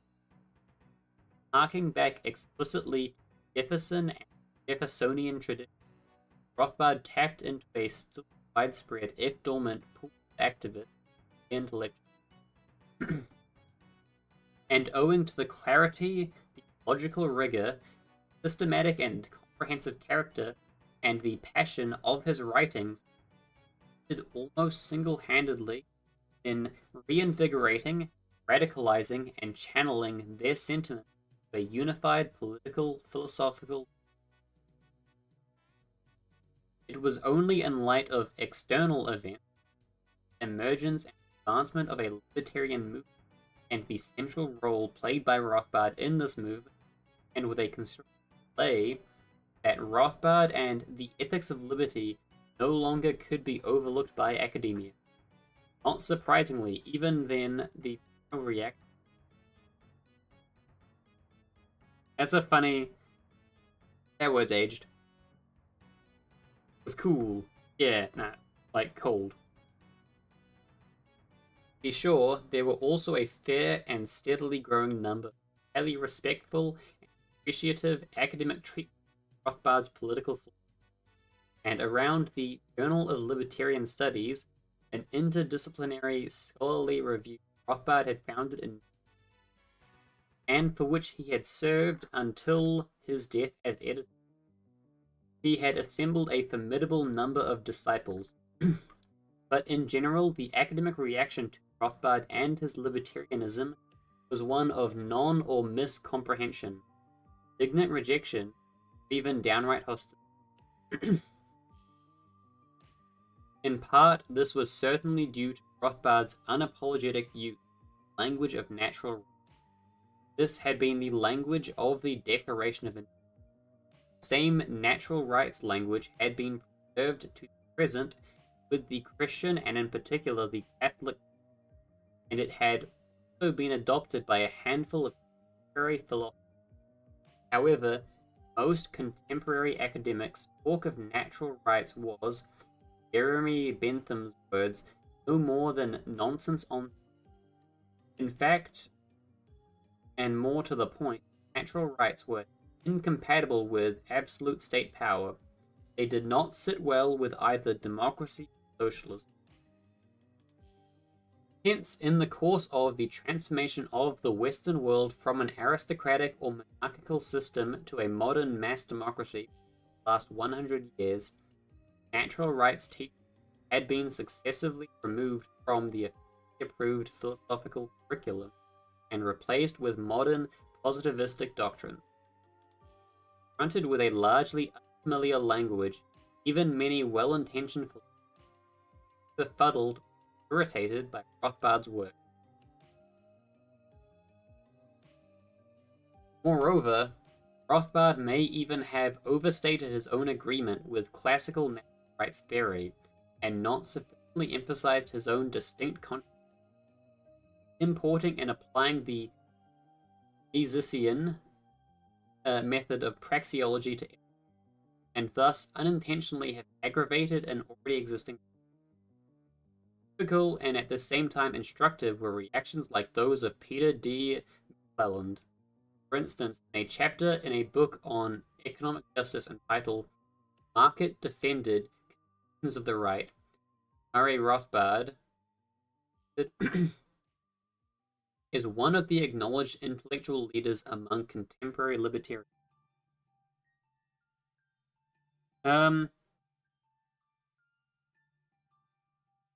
rights and like natural rights per natural law are generally considered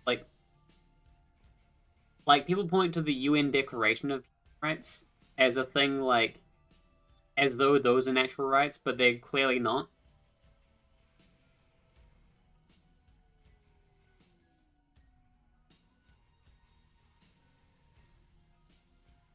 They're clearly some other thing.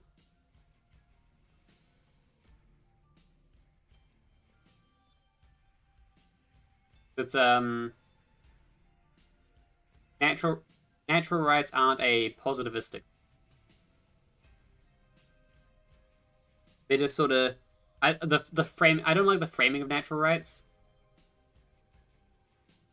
either. Like it's an awkward framing, and it makes it easier to get natural rights and human rights confused.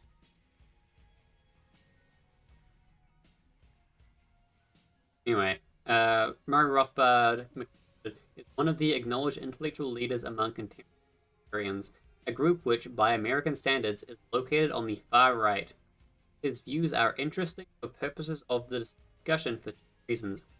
First, he provides a carefully reasoned defense of the income distribution generated by the market, makes no reference to the merits of recipients. Secondly, that defense proceeds from a handful of premises to a conclusion presumed to be universally applicable in any situation where the justice of the economic is at stake. As such, haha, talk, haha, that's a wild image. Definitely the kind of chaotic plot twist we see coming. If only the Bang Bang Boys had a screenplay that edgy. Who's Talk? I mean, Borg, like the guy from Borderlands? What's his name?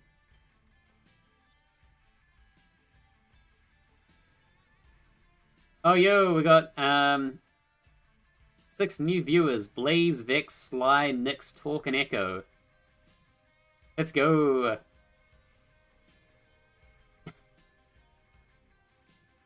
Actually, what were their names? I copy pasted them out. Are Jack, Edward, Lucy, Kyle, Scott, and Sarah still here? Haven 2? Or have they been replaced by Blaze, Vex, Sly, Nix, Talk, and Echo?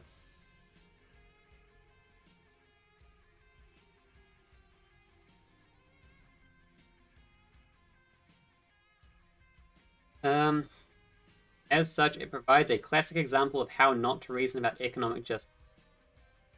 As a classic example of how not to reason about economic justice. Put the second point the second way. Rothbard's approach flies in the face of key points made in earlier chapters, that to problems of economic justice, we bring a multitude of values to be honored. These values can and do conflicts arise, trade-offs among competing values must be made. Rules making such trade-offs are difficult, and thus judgments about economic justice are difficult to make independent of the context of the situation which judgments must be made. Or, more simply put, in reaching decisions about economic justice in a concrete situation, not generally rely upon universal rules, right or just choice. That's a bizarre way of going. Yeah, Scott, Sarah, and the others, they're gone now. It's just us 6 left standing. The Bang Bang Boys. Yo! Okay, well, I'm happy to have you 6 here.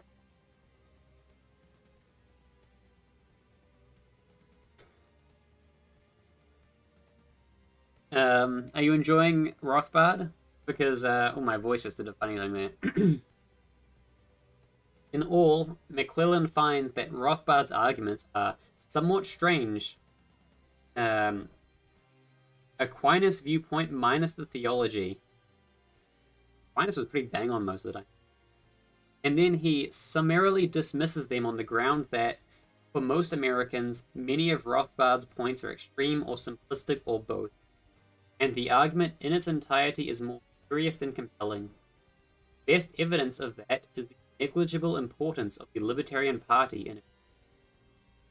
Rothbard's reduction of moral dilemmas to one or few basic principles is itself objectionable precisely because it is achieved by ignoring much that is important, or at least much that is important to the vast majority of Americans. It does not matter what is important to Americans, necessarily.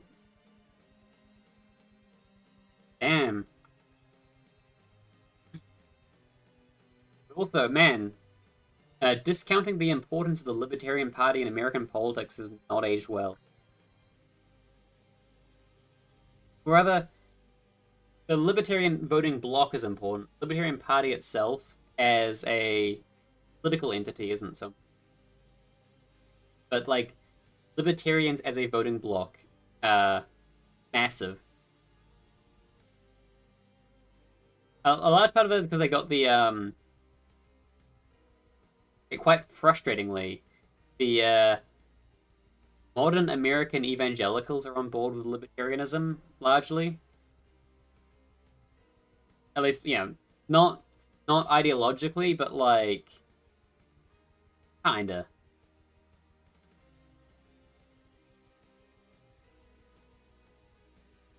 And so, there's a bit of a weird overlap there, and that makes libertarians as a bloc quite important. Several objections and questions arise immediately upon reading this, not least of which is the truly strange fact that our author apparently believes that empirical facts such as that not many people believe P have any bearing on the question of whether or not P is true, valid, or justified. Would he also object to mathematical or logical proof on the ground that most people are incapable of grasping them?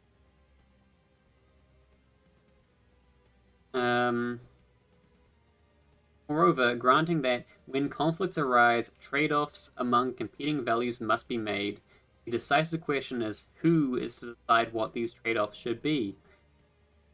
Conflicting values invariably involve incompatible, mutually exclusive views of at least two actors concerning the use of some scarce resources. Obviously, then, not both of these parties can decide what these trade-offs should be. After all, their respective values are incompatible, but only one or the other. But how can one party be selected and not the other, unless one possesses a theory of property? And if one cannot rely upon universal rules, right or just choice, everything depends on the context of the situation, how then does our critic think it possible for anyone to ever know ex ante, before taking it, whether or not some action qualifies as just? This is liberal libertarian socialist in the social field, liberal libertarian socialist in the economic field. Let's just do ethical / moral political Legos. I'm not sure what you mean by that.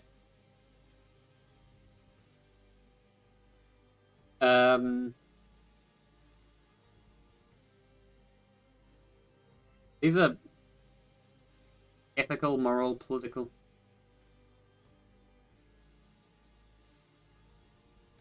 This is libertarian in the social field. Social. This is This is an ethical. This is about ethics.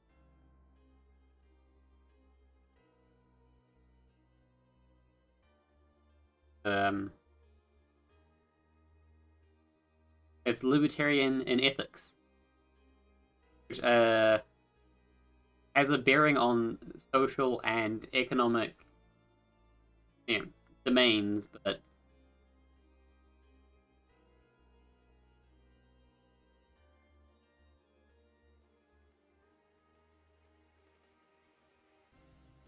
all of these concerns may be left aside, however, because the ultimate error thing about the event. Oh, right. They did not agree with the social libertarian. They did agree with the economic one. Yeah. So, like,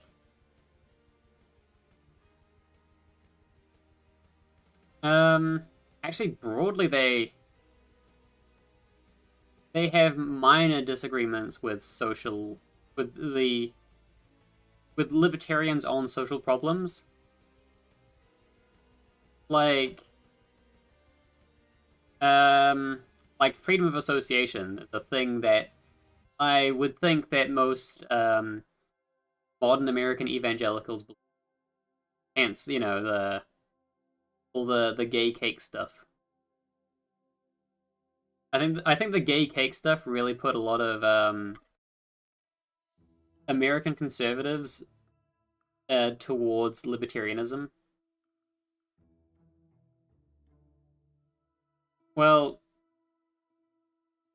well, actually, speaking conservative in morals but liberal in economics, there's a chapter of a very good book. If I can find it. Damn it, access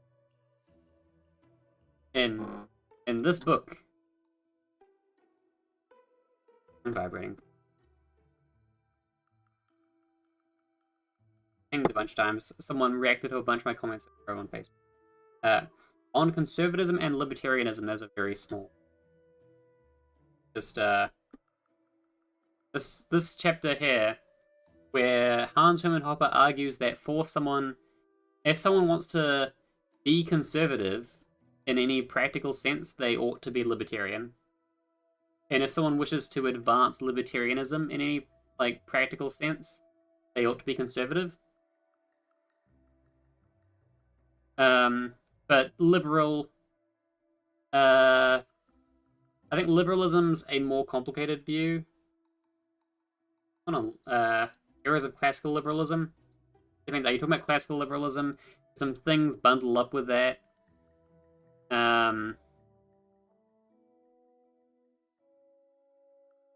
But liberals are fairly accurate when it comes to economics, as in classical liberals are. Although, it depends on which one you're asking. Unfortunately, these things aren't monoliths because they're not basing it on first principles or anything like that.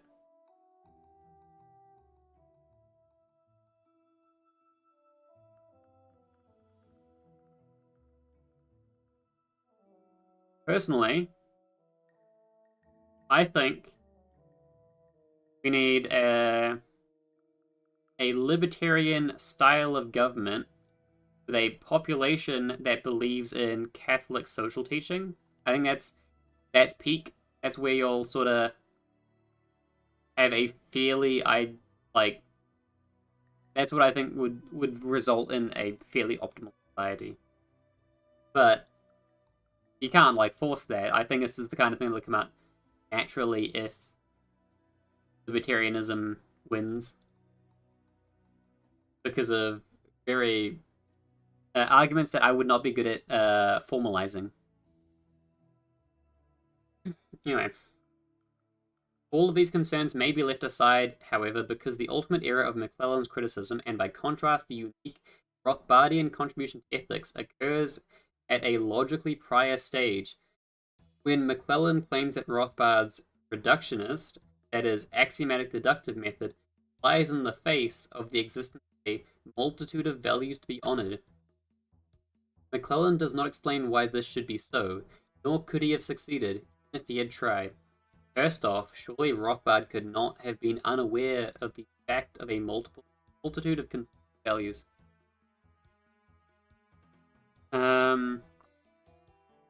That all these political theories aren't transcendental, nor will they function in the same way in all societies. For example, a Marxist Chinese country and a Russian Latin American one, they're all different. The same thing would happen in libertarian countries. Yeah. Actually, they would function differently. There's a good... Speaking of chapters in this book, there's... it's mostly this one, actually. On corporation, tribe, city, and state, but also this. a bunch of chapters in the book regard the fact that different like populations are gonna organize in different ways. There's all these, private law society stuff.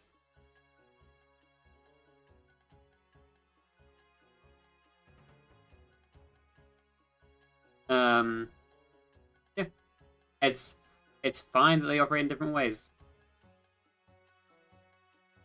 You're gonna have some,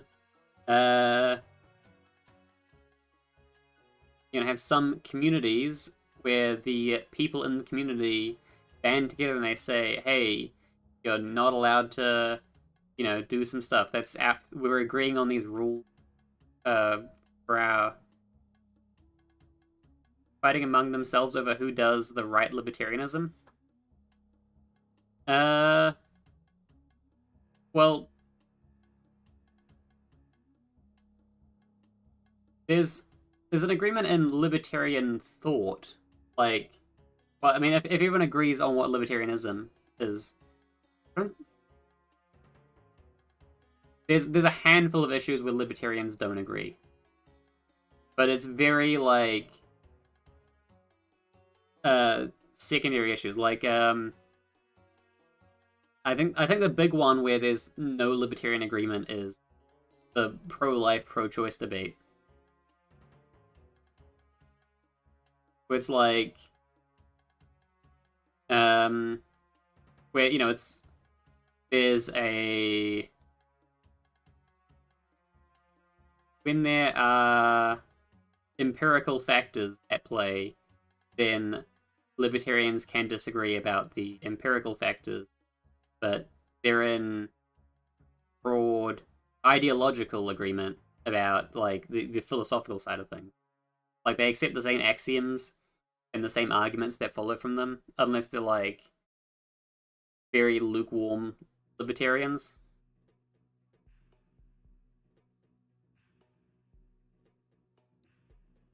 Like that's the reason that like when someone says that they think people should need a driver's license to drive a car, they get booed off stage at a libertarian convention because that is not in line with libertarian thought.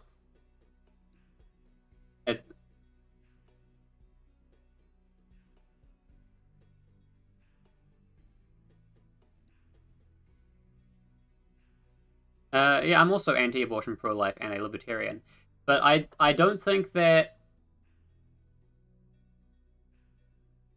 I think it's.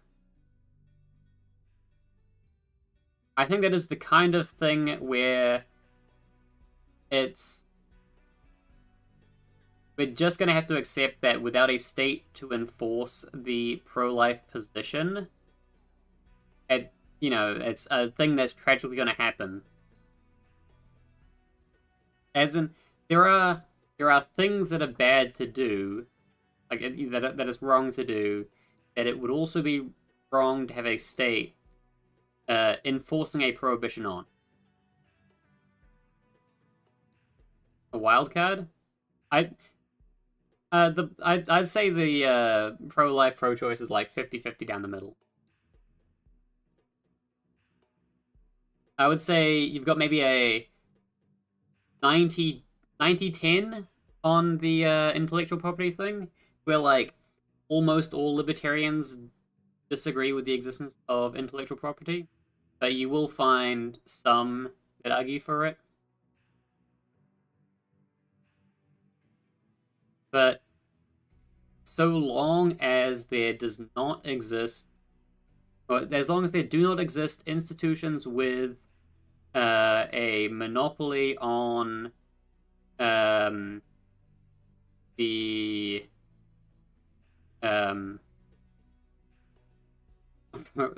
with a monopoly on justice, as long as there's freedom of association to and from justice organizations, it'll get sorted out. It's a process that's self-refining. because of the invisible hand of the free market. So, a thing that sounds hand wavy, but when you understand the underlying arguments for it,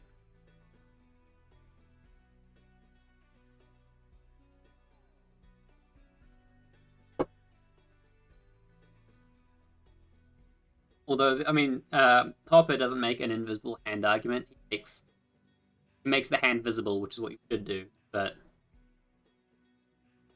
really, most criticisms can be hand waved away with invisible hands. Anyway, does not explain why this should be so, nor could he have succeeded even if he tried. First off, surely Rothbard could not have been unaware of the fact of a multitude of values. Indeed, it is difficult to imagine anyone unaware of this fact. Yet, this observation is no more than the starting point of ethics and moral reasoning. If no conflicting values existed, then, by definition, all actions would be in perfect harmony with each other. Everyone would always act in such a way as everyone else thought he should act. In this case of a pre-stabilized harmony of all, there is no need for an ethic, and none would ever come into existence. The existence of conflicting values thus poses no problem whatsoever for Rothbard's ethic, or any other ethic for that matter. Rather, it is from the outset taken for granted, and ethics is the very response to the universal and eternal human. Furthermore, if conflicts exist, and if these can be resolved at all, then such a solution cannot possibly be found except by means of a reductionist method, i.e., the subsumption of specific cases, conflict situations under general and abstract rules. Rothbard's view in this regard is not essentially different from that of most other political and moral philosophers. Ethics, if it is possible at all, must and can never be anything else but reductionist. Assuming for the sake of argument that no disagreement exists up to this point, McClellan's charge can only mean this: even if one were to follow such a reductionist strategy, it will not yield a single principle or a single set of internally consistent principles, covering and resolving all cases. In other words, even if some disagreement may be resolved by reference to general and abstract rule principles, many other disagreements remain unresolvable because, as a matter of empirical fact, even on the level of abstract rule principles, exists and inescapably results in incompatibility. The moral some sort. This line of reasoning is indeed characteristic of a wide-ranging group of political philosophers, including Rawls, who, while they may disagree among themselves on how much conflict can or cannot be resolved in this way, all conceive of ethical principles as the result of agreement or contract. It is here that the fundamental error lies. Rothbard's unique contribution to ethics comes into play. Ethics, the validity of the principle of self-ownership and original appropriation, is demonstrably not dependent and contingent on agreement or contract, and the universality claim connected with Rothbard's libertarianism not affected in the slightest by the circumstance that moral discussants may or may not always come to an agreement or contract.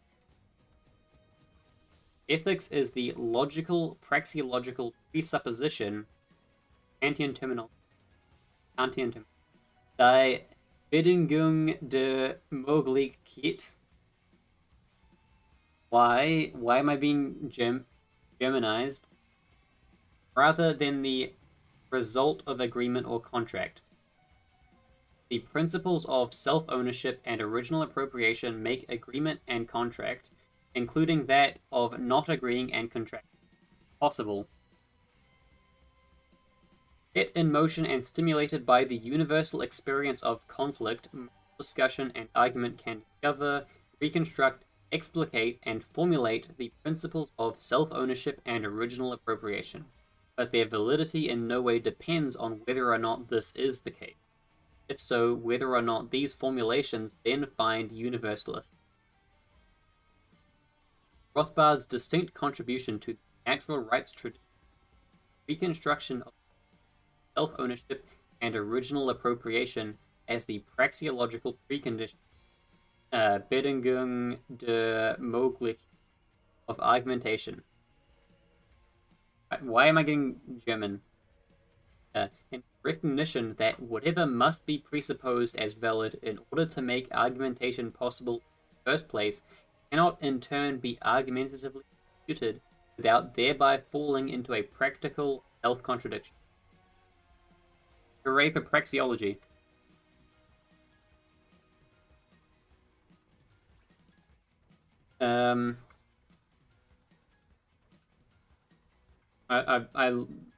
I quite like the praxeological stuff.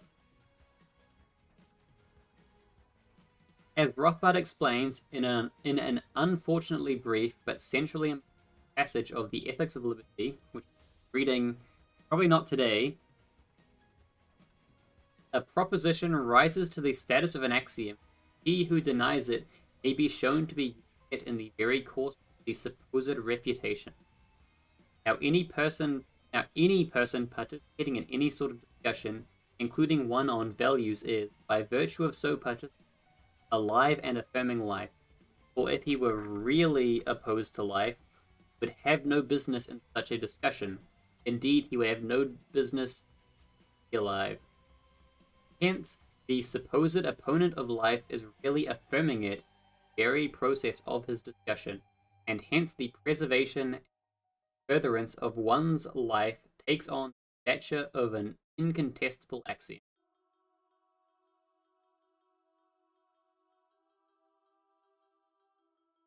As an immediate implication of this insight into the status of the self-ownership appropriation as ethical axiom, Rothbard rejected as nonsense all notions of animal rights. Animals are incapable of engaging in propositional exchange with humans. Indeed, it is this inability which defines them as non-rational, them categorically from men as rational animals. Unable to communicate and without rationality, animals are, by their very nature, incapable of possessing rights. Rothbard noted, there is rough justice in the common quip that we will recognize the rights of animals whenever they petition for. The fact that animals can obviously not petition for rights, part of their nature, and part of the reason why they are clearly not equivalent to, and do not possess the rights of, human. Rather than rightful moral agents, are objects of possible human control and approval. Thus, Rothbard confirmed the biblical pronouncement that man had been given dominion over every living thing in the earth and in space. As academia had little to do with Rothbard's success in creating and shaping a political philosophical mass movement in the first place, its belated, mostly negative reaction did little to change Rothbard's growing status as a public philosopher.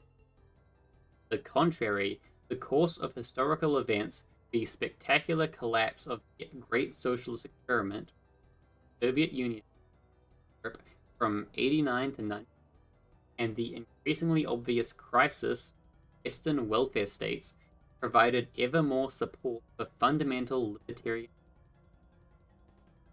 No one but his teacher Mises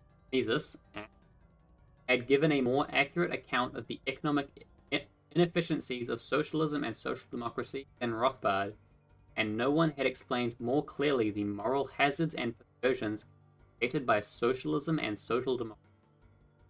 Whereas the events in Eastern Europe and the economic and moral crisis of the Western states of stagnating or falling real incomes, staggering public debt, imminently bankrupt social security system, family and social disintegration, rising uncivility, moral degeneration, and crime were an obvious embarrassment, intellectual debacle, social democratic academic establishment. They provided dramatic empirical confirmation for Rothbard and his theoretical work. In this situation, libertarianism and Rothbard's influence in particular could only grow and gain prominence. By the mid-1990s, Rothbard's role as the Spiritus Rector, a steadily growing and increasingly threatening revolutionary libertarian movement, even acknowledged by the mainstream. Nor did the academic rejection make any impression on Rothbard or any further development of libertarian theory. The Ethics of Liberty had been published at a low point in Rothbard's career, though one of the founders of the Cato Institute, Rothbard had been forced out by the chief financial backer as too extreme and intransigent. Despite such unfavorable external circumstances, without any instant promotion, the book established itself quickly as the single most authoritative and comprehensive work in libertarian theory. Long after the book had gone out of print in the US, it was being translated into French, Spanish, Italian, and German, further securing its status as an enduring classic of political philosophy. Ironically, 1982 was also the year of the founding of the Ludwig von Mises Institute, of which he served as academic head until, together with a new academic position at the University of Nevada, Las Vegas, these would prove to be the years of Rothbard's greatest professional success. After the original publication of The Ethics of Liberty and until his death in 1995, Rothbard was working on a comprehensive and encompassing history of economic and political. My mouth is starting to hurt from listening. The philosopher I'm writing this essay about sees animal rights as gifts from us. We allow them to live and have decent lives within our esteem. In the same way, the rights we truly have are also gifts from the state, and by our own will, our ability to impose ourselves.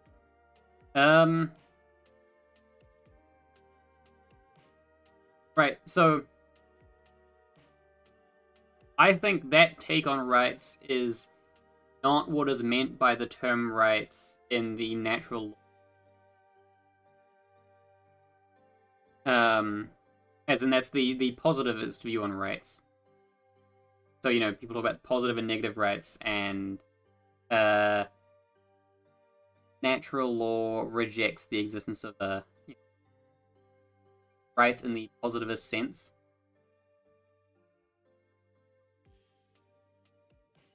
But I will agree that animal quote-unquote rights are gifts from us, as in, when we choose to treat animals well, or when we, as a society, agree that there are, incorrect ways to treat animals, and then we, socially ostracize people, treat animals inadequately. That's a gift from us to animals because of. But it's just the way that we're acting. It's not like an innate thing the animal has. Meanwhile, even if the government says that it would be if the state says it's okay to kill you, that doesn't make it okay. It's instinct. And by will, he refers to our physical ability. Yeah.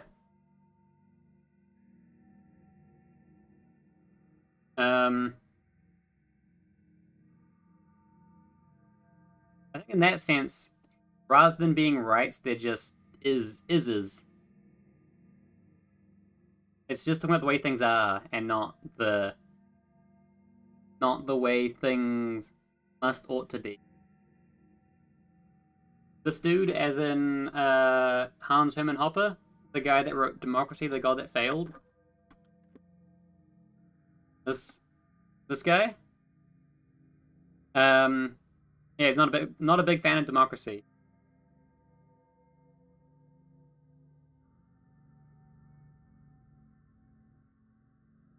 This is a very good book, though. I'm not a big fan of democracies either, but I was not a big fan of democracies prior to reading. Because, Hoppe is just kind of prevalent within the right-wing ethos. Wrong tab.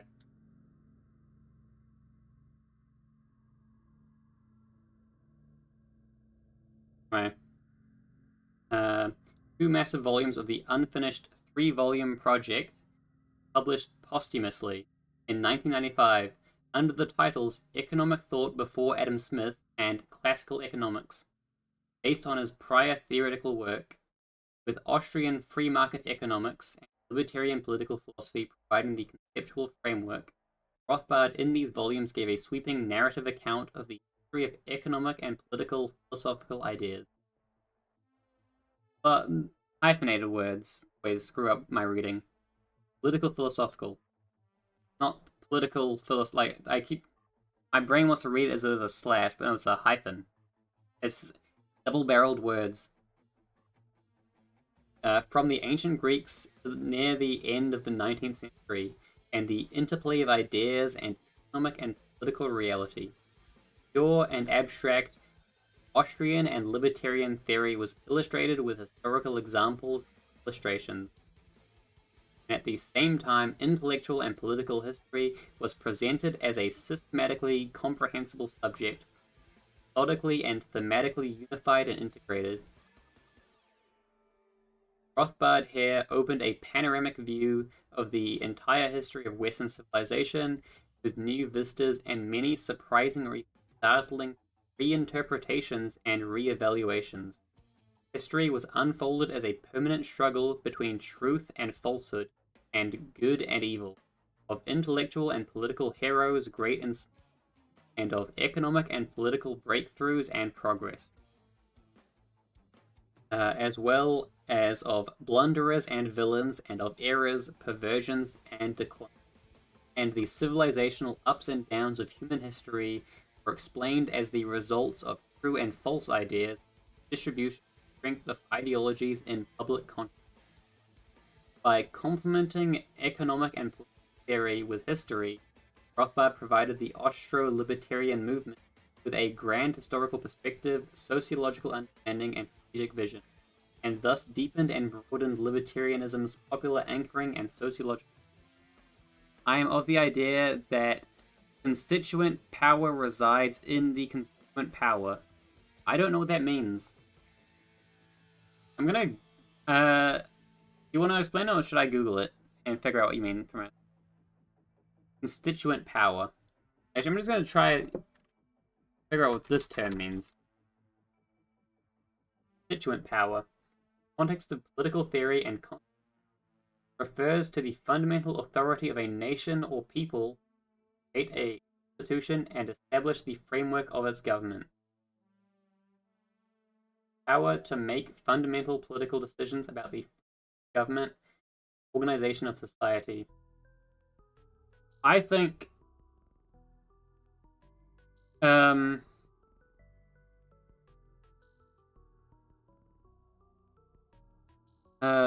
constituent power resides in the constituent power. So I'm still not following.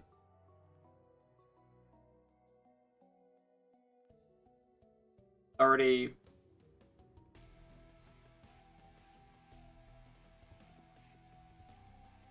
Constituted power? I need to check out what constituted power means.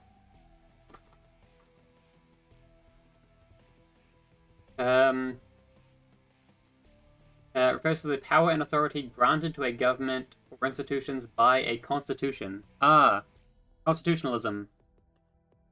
Is this just a statement of constitutionalism? Oh, constituent, sorry.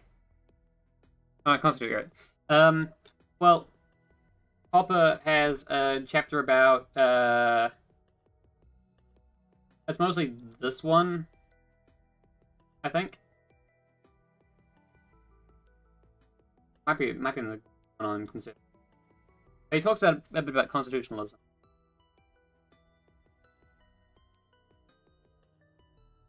Let's check. Let's just go to 5, I think it might be.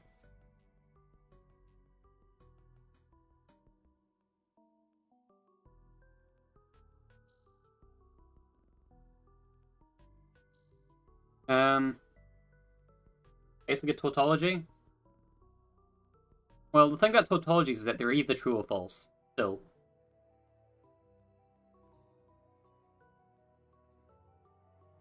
Right? Actually, I need to double check my... Was it? Thing.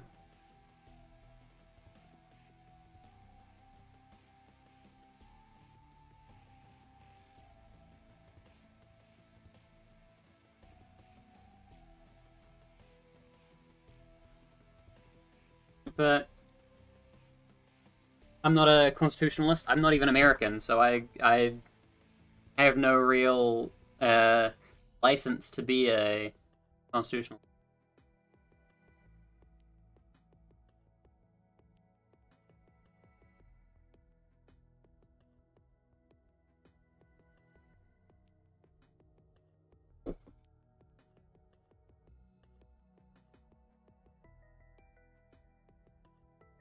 I think the axiomatic deductive approach, the deductive axiomatic, anyway, that seems like the way to get to the truth of the matter.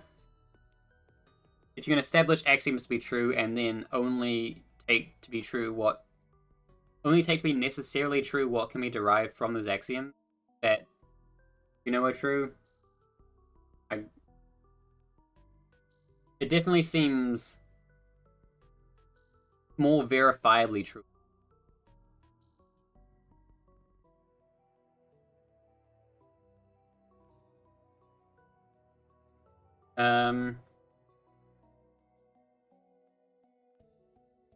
Here. Besides his main work on the history of economic and political, however, Rothbard also returned repeatedly to theory. In reaction to a growing environmentalism and its transformation into an anti-human and pro-animal movement, Rothbard wrote Law, Property Rights, and Air Pollution, further elucidating the concepts of physical invasion, tort, causation, risk, burden of proof, and liability. In response to the rise of nationalism and separatism in the wake of the collapse of the Soviet Empire and US multiculturalism and compulsory non-discrimination, a decade later, an article on Nations by Consent Decomposing the Nation State, Juan Donoso Cortez, a philosopher, Carl Schmitt stole the phrase but lengthened it higher.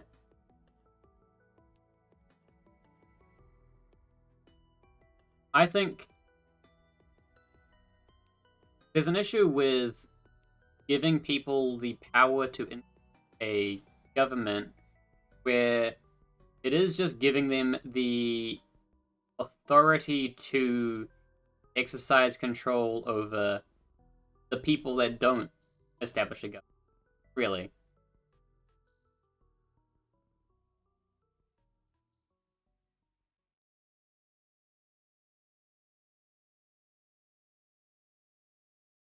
Like,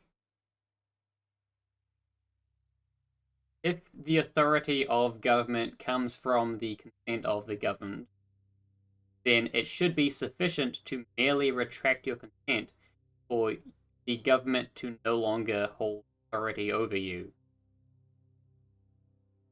But since that's not the case, it isn't, it's not the case.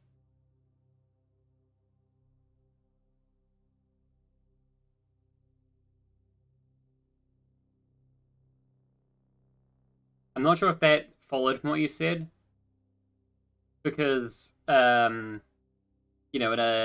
a non, I'm trying to think how to phrase it. The way I talk is this temporal thing, and the way that you talk is this static, fixed in time moment that I'm having to engage with.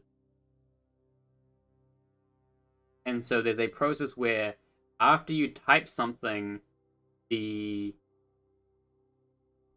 I'm not able to, in real time, evaluate what you mean by it and further elucidate.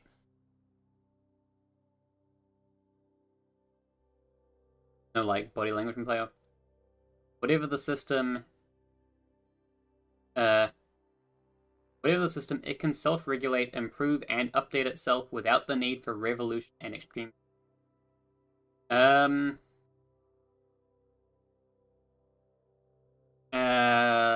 don't believe that, but it would be interesting to see a rigorous argument in favor of that position. Favor the system, it can regulate, improve.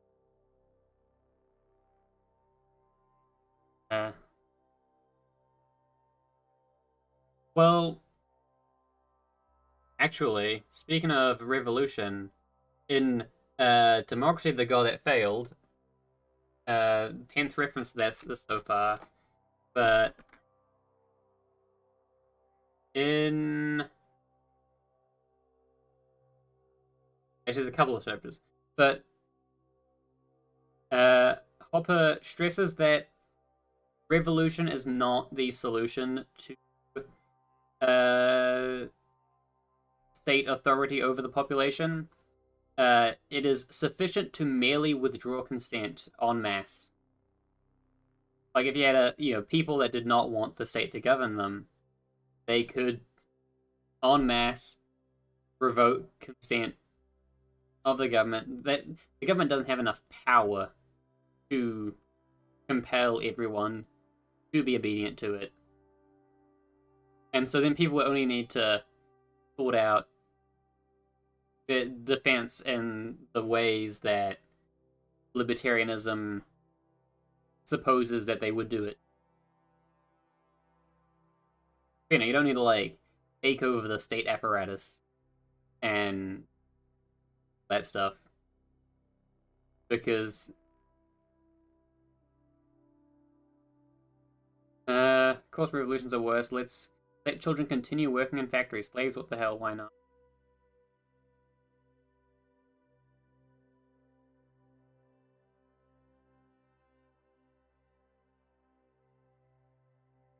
Revolutions often do quite bad, though.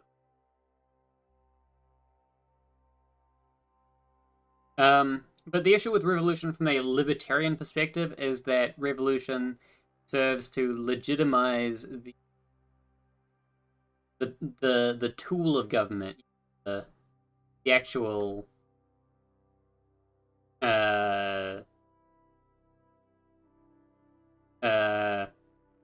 the foundation on which government rests. That there exists an organization with the authority to act as a mandatory government, which all people within the territory are subject to. That's the thing that a revolution reinforces the idea of.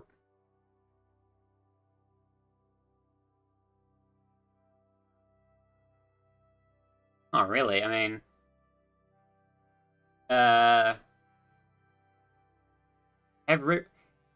have revolutions ever worked? Like in a proper sense, have they? Generally, things just get really bad after. The Soviet Union, that's the big one. But also, Spain was pretty bad. What else is there?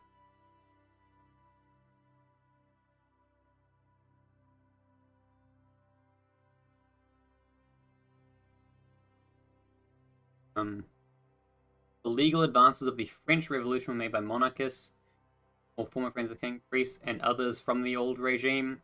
They were later executed. The revolutionaries followed Napoleon in his endless war.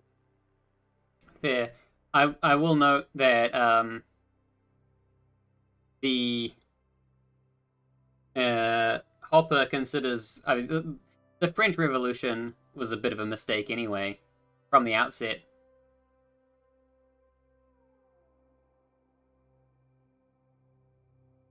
The movement towards democracy was a mistake. Okay.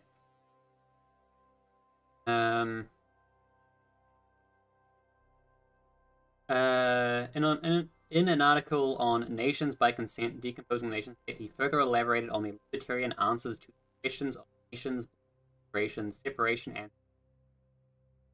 and secession's a big thing within, as in, that's kind of the way to do it.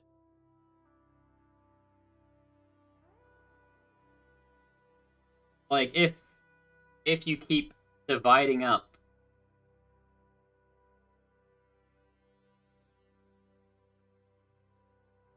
And you think revolutionaries haven't evolved their ethics since? I bet a revolution 5 would be no different. I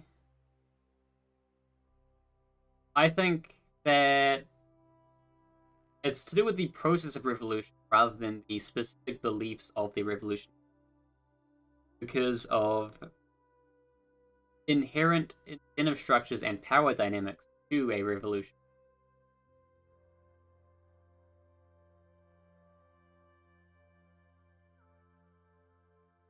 Don't exactly attract the best kind of actors.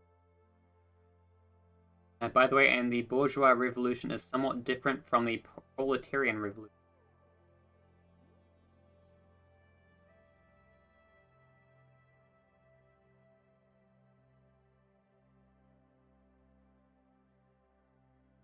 Revolutionaries in South America, princes, and they were financed by Masons.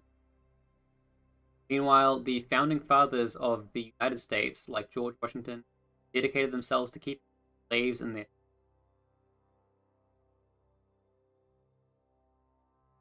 I will say the American Revolution is a bit different in its nature, in that it was um, it was not an attempt to overthrow the British government, but simply to remove the presence of the authority of British government within the area. It was a secession from British rule, not a revolutionary overthrow of the British government as an institution.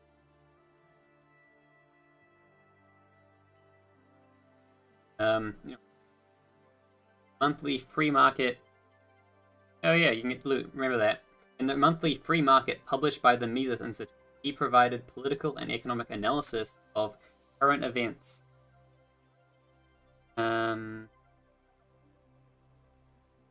Bourgeois revolution is somewhat different from the proletarian revolution. Haha. Yeah. Beginning in 1982, continuing until 1995. In addition, in 1989, he founded monthly Rothbard Rockwell Report. It's so dry, this stuff.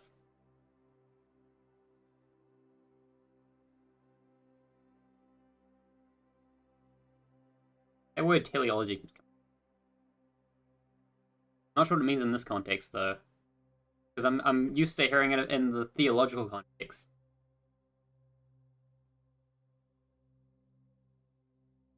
What does teleology mean in the context?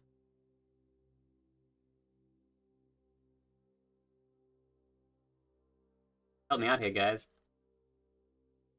Served as the main outlet of Rothbard's political, sociological, cultural, and religious.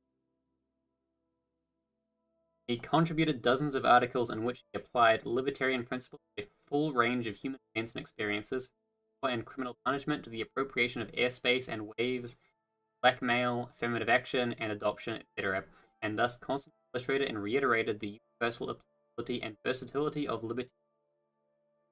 Doctrine of final cause.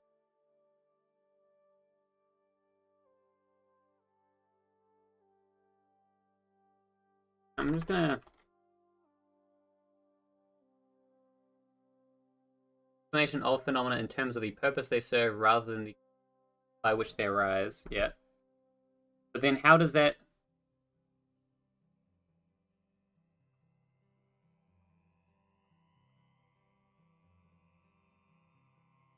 I guess I need to understand what's meant by the teleology of the Soviet Revolution. Did they have some specific teleology? Like they believed that there was about the purpose of the state. Like that. I'm not I'm an econ guy. I'm not a philosophy guy. Definitely not like a big words kind of guy. I need things in lay speak. None of these later writings, however, brought any systematic changes as compared to the ethics of liberty. The understanding of history as a process of dialectical and materialistic development toward. Alright. Right, dialectical materialism. I figured about that as a thing because communists don't talk about it that often. I've got a bunch of communist friends for some reason, and like, represents the overcoming of capitalism and the liberation of humanity. Yeah, it's their own mysticism.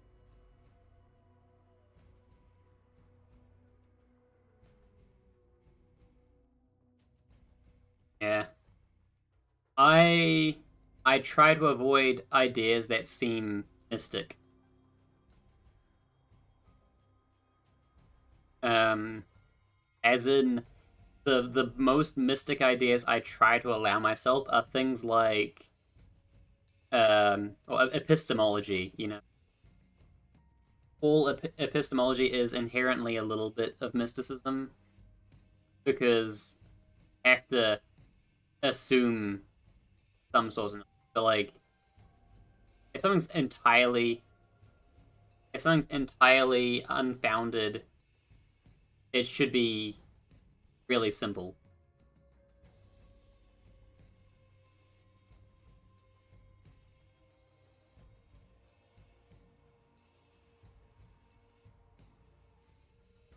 Um, whether on principle or remote conclusion. Right. Different and new problem aspects were analyzed and emphasized, but the essentials were already contained in his earlier treatise. In distinct contrast to Nozick, Rothbard did not change his mind on essential questions. Indeed, looking back over his entire career, it can be said that from the late 1950s, he had first arrived at what would later become the Rothbardian system. Until the end of his life, Rothbard did not waver on fundamental matters of economic theory.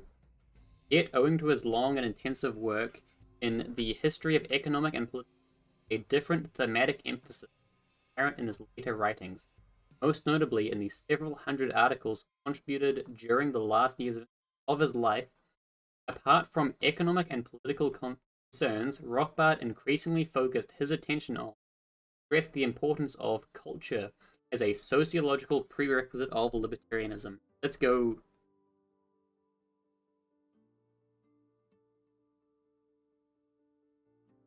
Congratulations, you won a medal. Don't wait, it was and tinfoil. I mean, maybe you'll get something tinfoil if you pull a trinket.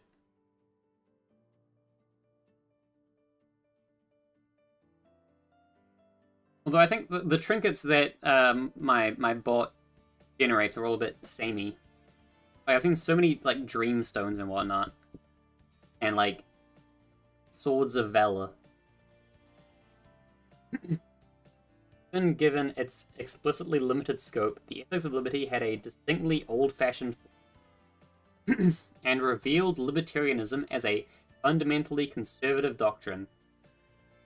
Let's go. See? Libertarian conservatism.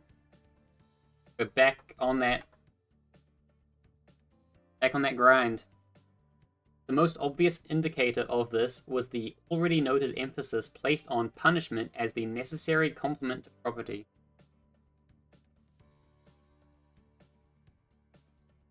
Whatever the system, it can self-regulate, improve, and update itself without the need for revolution and exchange. So Vietnam works.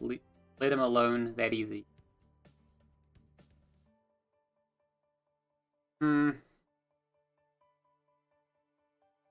I think if a system is bad enough, it will necessarily collapse without the need for revolution. Although I think as it's collapsing, revolution is just a thing that's going to happen. Also, taxation is theft. There isn't really a counterpoint to that.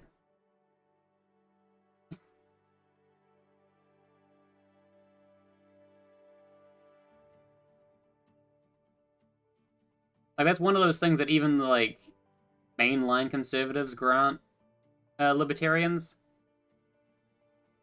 That's why they pull the whole Well, it's the price we pay line. It doesn't follow from tax. Wait. Oh, wait, you said tax isn't there. How is tax not there?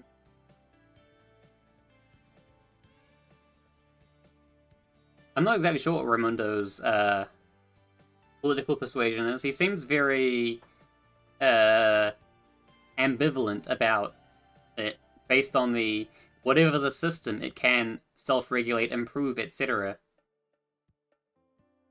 It's like a very live and let live sort of thing. And since minarchism's not the system we have right now, I can't see that indicating minarchism. If his text isn't he's wrong, but you know, it depends on how you define theft. But if you define theft as taking the property of another person through deceptive or coercive means, deceptive, coercive, or violent means, but you know, something to that sort of effect, and clearly.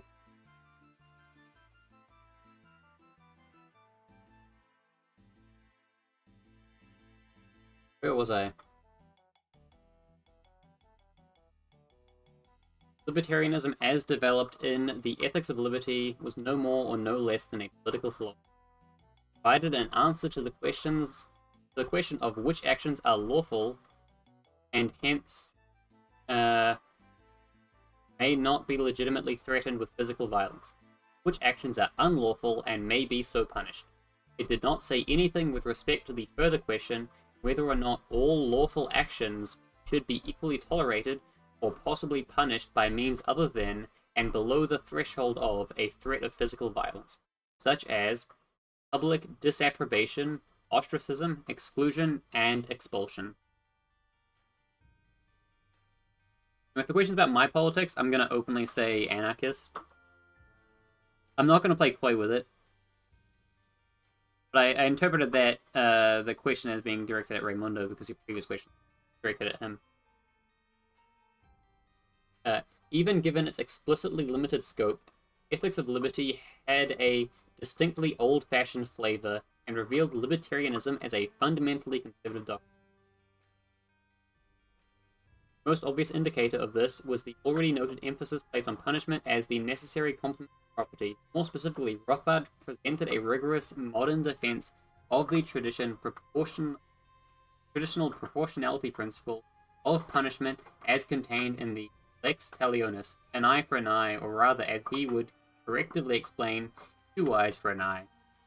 He rejected the deterrence and rehabilitation theories of punishment as incompatible with private property rights, and championed instead the idea of victims' rights and of restitution and or retribution as essential to justice. He argued in favor of such old-fashioned institutions as compulsory labor and servitude for convicted criminals and for debtors' prisons, and his analyses of causation and liability, burden of proof, proper assumption of risk, invariably displayed a basic and staunch moral conservatism, strict individual responsibility and accountability. I'm not one to say I'm one thing or another, because that doesn't say anything. If Mussolini called himself a socialist, that doesn't prove him right. His actions and political activity deviate from that line.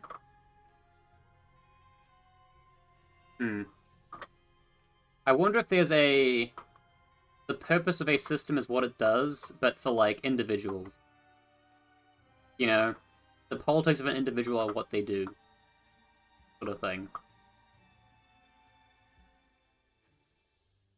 That's the 2 cents I'll add to that.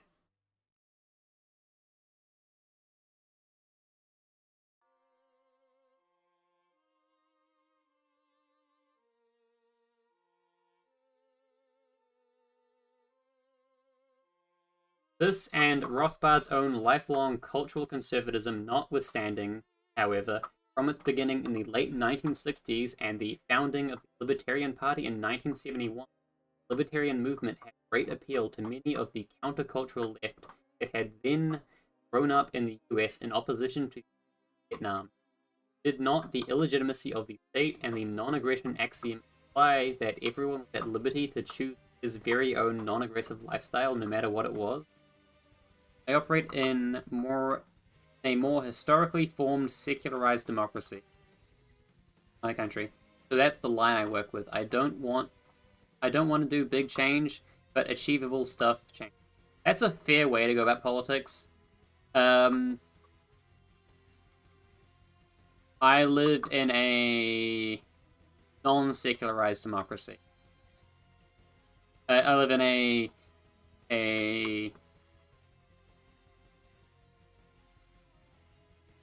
parliamentary democracy, but it's with a monarch and with the monarchical checks and balances. But the monarch also happens to be the head of the Anglican Church, and also our government's pretty explicitly Christian, because we're a Commonwealth country. Of course, we're fairly explicitly Christian.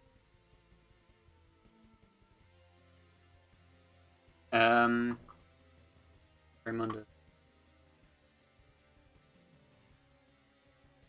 But yeah, I think that big change is always going to be. I live in New Zealand. New Zealand is very far from UK. But we have a monarch, but we're a parliamentary democracy. That's like the actual way our government runs. We have a prime minister, and we have a prime minister because we have a king.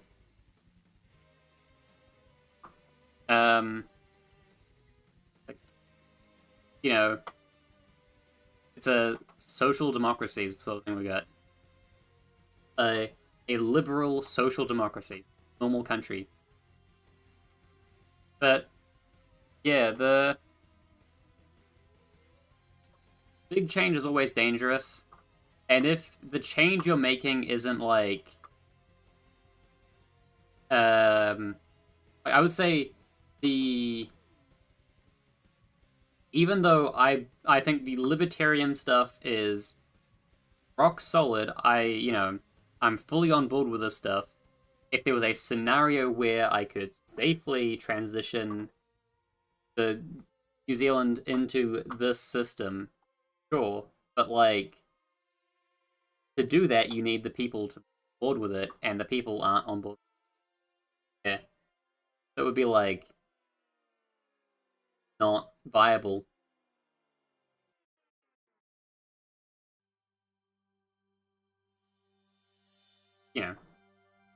Can't do things that aren't possible. So there's always a space for political realism.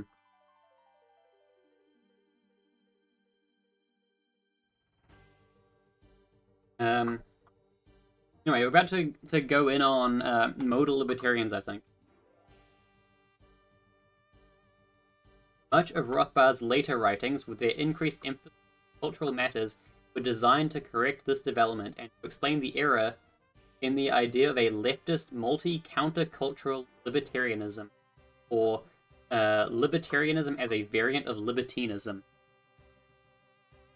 I have a job that I work 40-hour weeks at, and I talk to people constantly.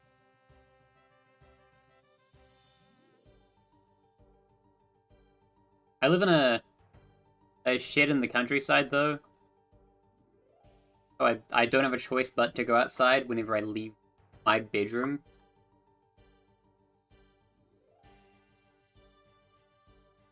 It was false, empirically as well as normatively.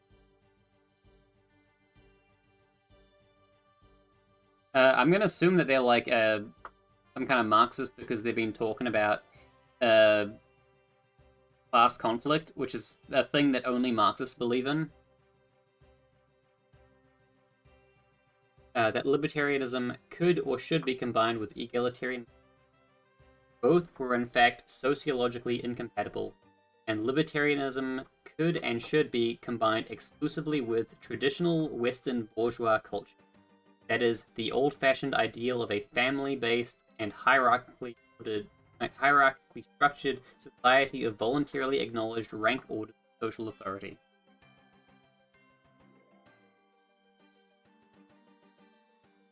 Yeah, see. Yeah, so socialists aren't gonna like the, libertarianism could and should be combined exclusively with traditional Western bourgeois culture. That is, the old-fashioned ideal of a family-based and hierarchically structured society of voluntarily acknowledged rank orders of authority. In any case, Marxism is a broad and respectable theory of a very well-formed scholasticism. I need to double-check what scholasticism. I'm used to hearing scholastic in like terms of the scholastic tradition, as in, you know, like Thomistics.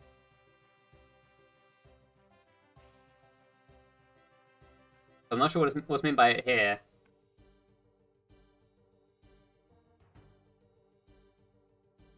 Actually, Google didn't help because it's just pointing at like Thomistics again.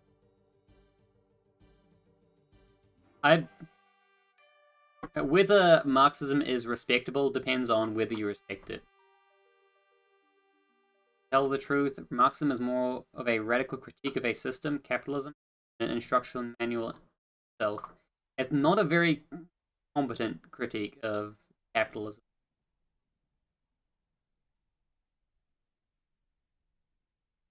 You can make a multitude of theories from different disciplines of Marxism.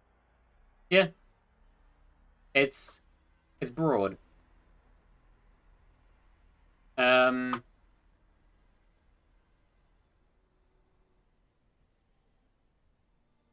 would say that the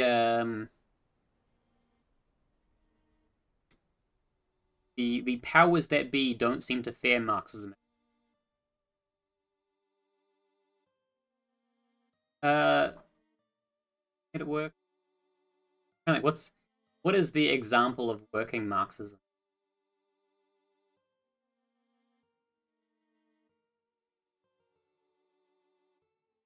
Because like, there's maybe like Chinese liberalism, Chinese style neoliberalism. That's the closest thing I can think of.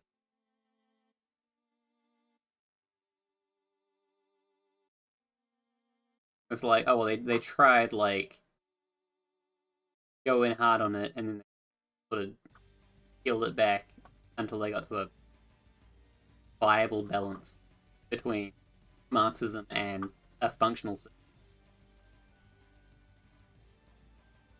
I guess you were pointing at Vietnam. Like, yeah, maybe. Maybe, I don't know. I don't know enough about Vietnam. Empirically, Rothbard did not tire to explain the left libertarians failed to recognize that the restoration of private property rights and laissez-faire economics implied a sharp and drastic increase in social discrimination. China, Cuba, Vietnam, Nepal, and just in that they operate on the world next to the same way Peru is capitalistic but isn't doing super.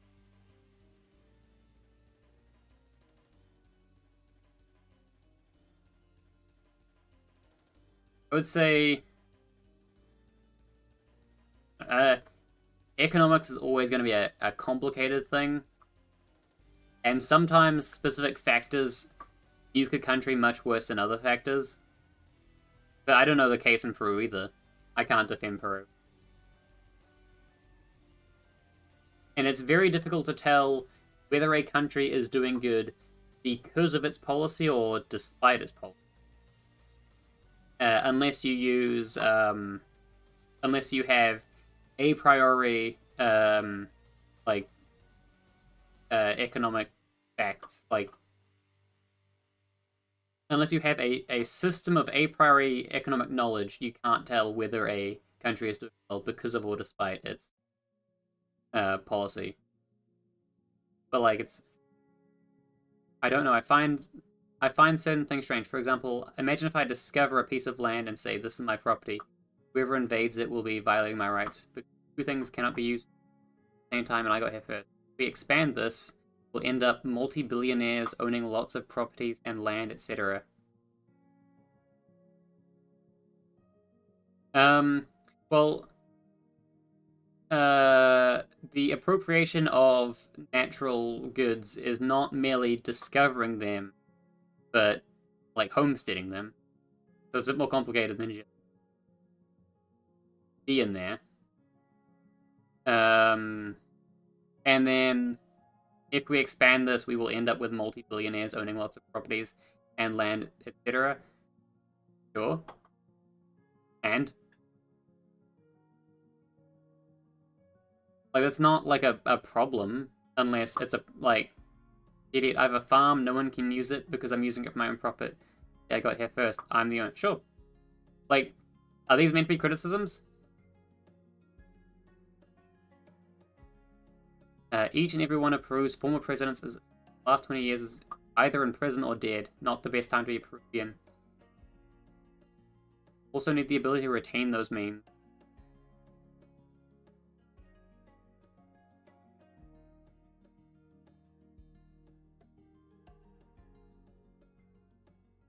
Like,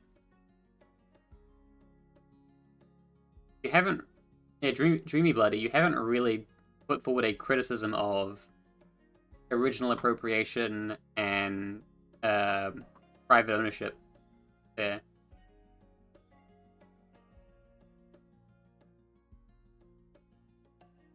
Like, yeah.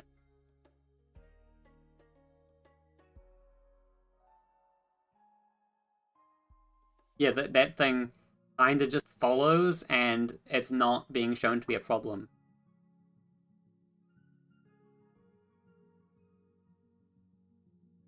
Anyway. Private property means the right to exclude. The modern social democratic welfare system has stripped private property owners of their right to exclude. In distinct contrast, a libertarian society where the right to exclude was fully restored to owners of private property would be profoundly unegalitarian. DNA. You have to do a lot of juggling to thesis. DNA. DNA.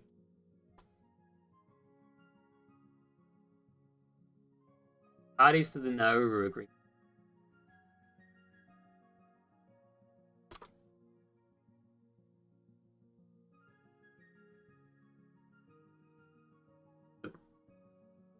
I don't know what the PNA is. That does not determine my Psychiatric Nurses Association. No, that's probably not what you're talking about.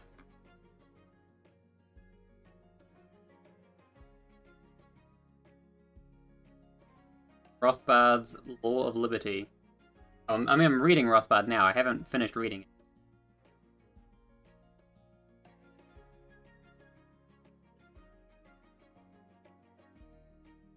But, like, if you have a specific criticism, then go on. But, like, if it's just, you have to do a lot of juggling, okay. You have to do a lot of juggling? I don't know. It's not really a substantive criticism. You may as well just say, oh, it's very complicated.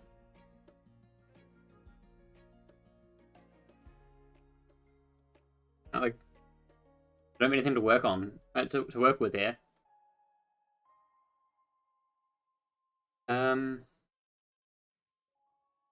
Let us all be respectful.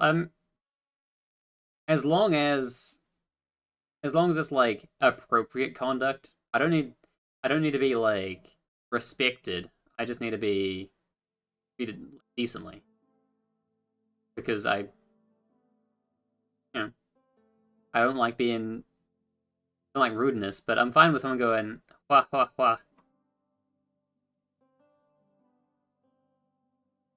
But I don't know what like Rothbard's Law of Liberty.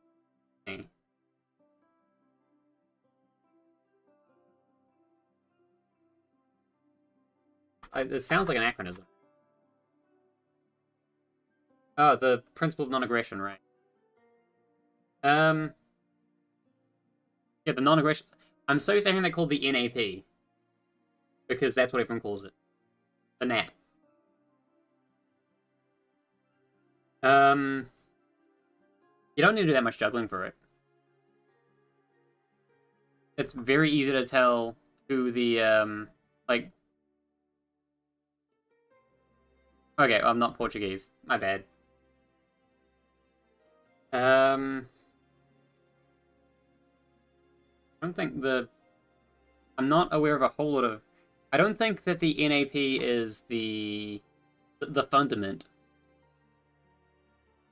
I think the issue comes from seeing the NAP as the first principle upon which libertarianism is built. But if you instead view it as the consequence of the prior principles, self-ownership, private property.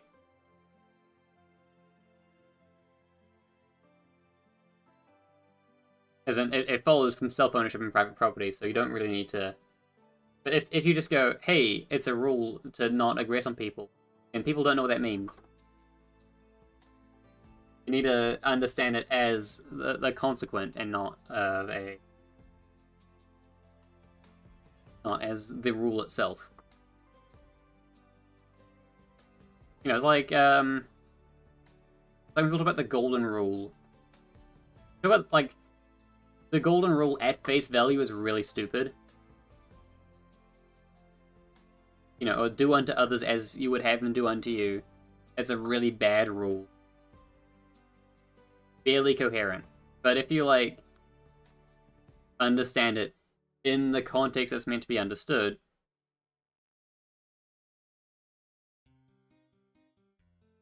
where it's treat other people, with the dignity that you would want to be treated. I don't speak Portuguese, and is this Brazilian Portuguese or is this Portugal Portuguese? Because quite early for Portugal Portuguese, it'll be quite late for Brazilian Portuguese.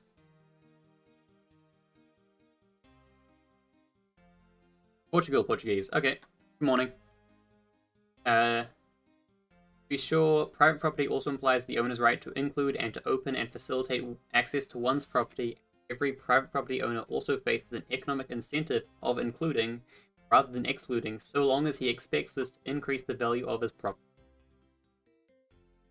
Ethics of Liberty's chapter most difficult to accept for conservatives on children and rights comes thus to appear in a different light. In this chapter, Rothbard argued in favor of a mother's absolute right to her own body and therefore to...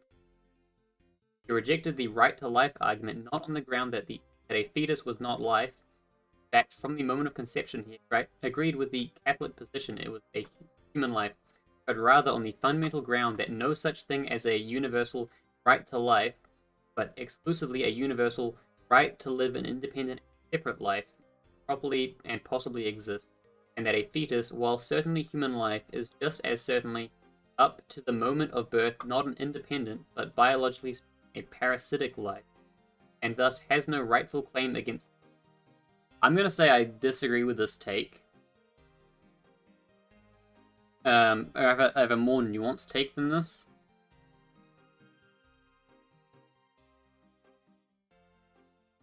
But it's also, quite long. Further, upon childbirth, a mother, and with her parents jointly, would have the trustee ownership of her children, ownership limited only by the illegality of aggressing against their persons, by their absolute right to run away or to leave. Parents would be able to sell their trustee rights and children to anyone who wished to buy them at any agreed price. So long as children have not left home, a parent does not have the right to aggress against his children, but also the parent should not have a legal obligation to feed, clothe, or educate his children. Such obligations would entail positive acts coerced upon the parent, depriving the parent of his rights. The parent therefore may not murder or mutilate his child, but the parent should have the legal right not to feed his child, i.e. to allow it to die. Now, I think you have a moral responsibility to people that you put in a position where they are dependent on you.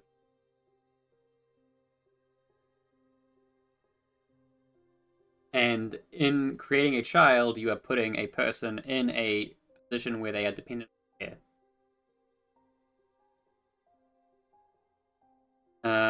I also have many criticisms of capitalism, but they are radical criticisms from the Matrix.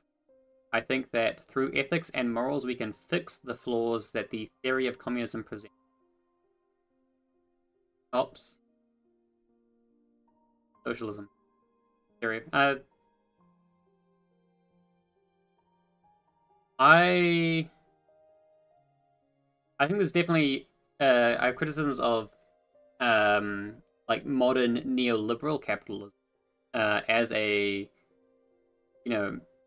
as a component of democracy, but they're more like objections to democracy. And it's just that viable democratic systems happen to be capitalist.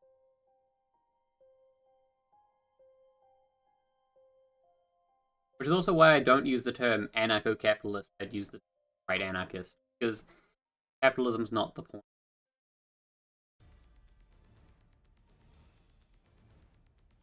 It's sort of this entire other framework to engage with these.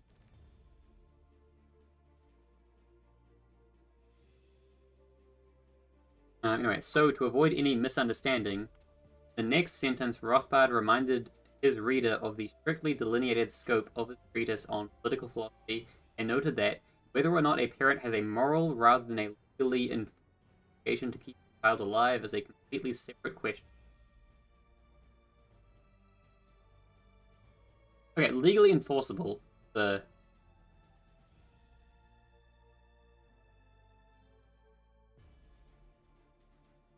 liberalism will never work. It is basically a poorly made bandage to try to sustain the imperfections of capitalism.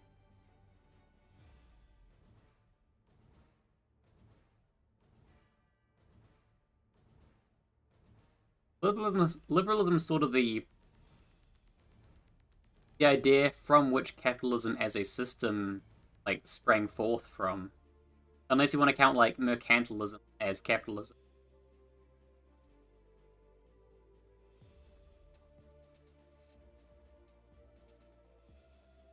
But also, it's got a half decent track record. Like, it's clearly working in like China. We need something that works for everyone in equity. No. Outright no. Any equitable system is necessarily unjust.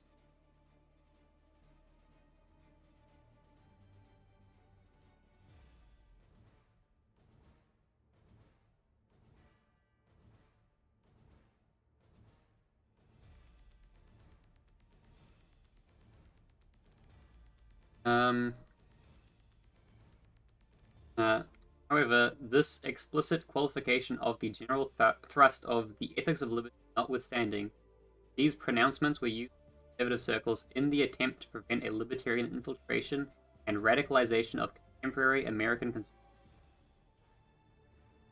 China's not socialist, but they still have many contradictions, but these contradictions only exist because there are other capitalist countries, so they need to defend themselves. China's only socialist in the same way that, like, libertarians call America a socialist country, where it's like, sure, but it's not socialist in the sense that the socialists would like to conceive of socialist country. Where it's like,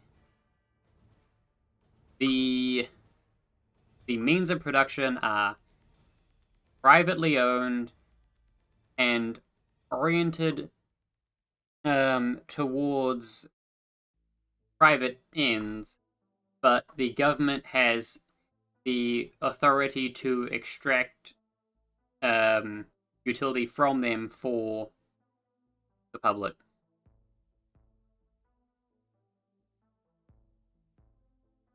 Such as Brazil, the country I'm... Wait. I thought you were Portuguese. China does a lot of business with countries that are trying to become socialist, such as Brazil, the country I'm from. But you said Portugal earlier. Now I'm confused. But also, I wish BRICS success, but also exchange many things without fees. Yeah, tariffs suck. I will say, not having tariffs with a socialist country or whatever wouldn't make a country socialist. It's just like it's sense. It's like just the smart thing to do because tariffs are just not a good thing. Not surprisingly, Rothbard was singularly unimpressed by conservative critics such as Russell Kirk, whose theoretical work he considered devoid of analytical and argumentative. If you look at the taxes that China places on the US, they are high. Why is that? Trade war or something, I don't know. If it were about the creation of machines, it wouldn't make sense. Factories already exist. If it were about the historical period, material conditions of the period, neither would it. These were already fulfilled. If it were about the ethics behind production and consumption, neither would it. Only the simplicity? I don't know that word. Of these three things, we arrive at capitalism as we knew it in the 17th century. EUA. Yeah, I'm not in defense of America. I've got criticisms of modern neoliberal capitalism. That's a mistake because it's built off of liberalism, which is flawed in its own ways. But you know, it's. I'm not going to defend. I assume EUA is the US. I'm not sure.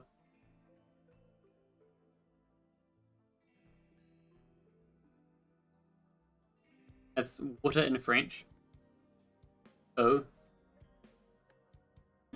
Consequently, Rothbard did not see any reason to abandon his. At the end of his life, he would not budge on the problem of abortion and child neglect, and on a mother's absolute lawful right to an abortion, and of letting her children die.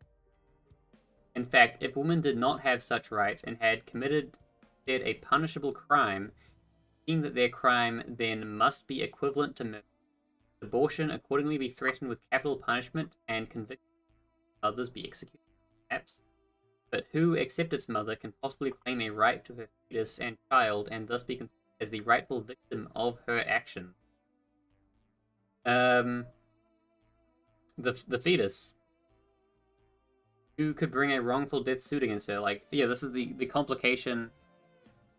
I mean, this is a case where I disagree with Rothbard, but you forget that also because that they have it as a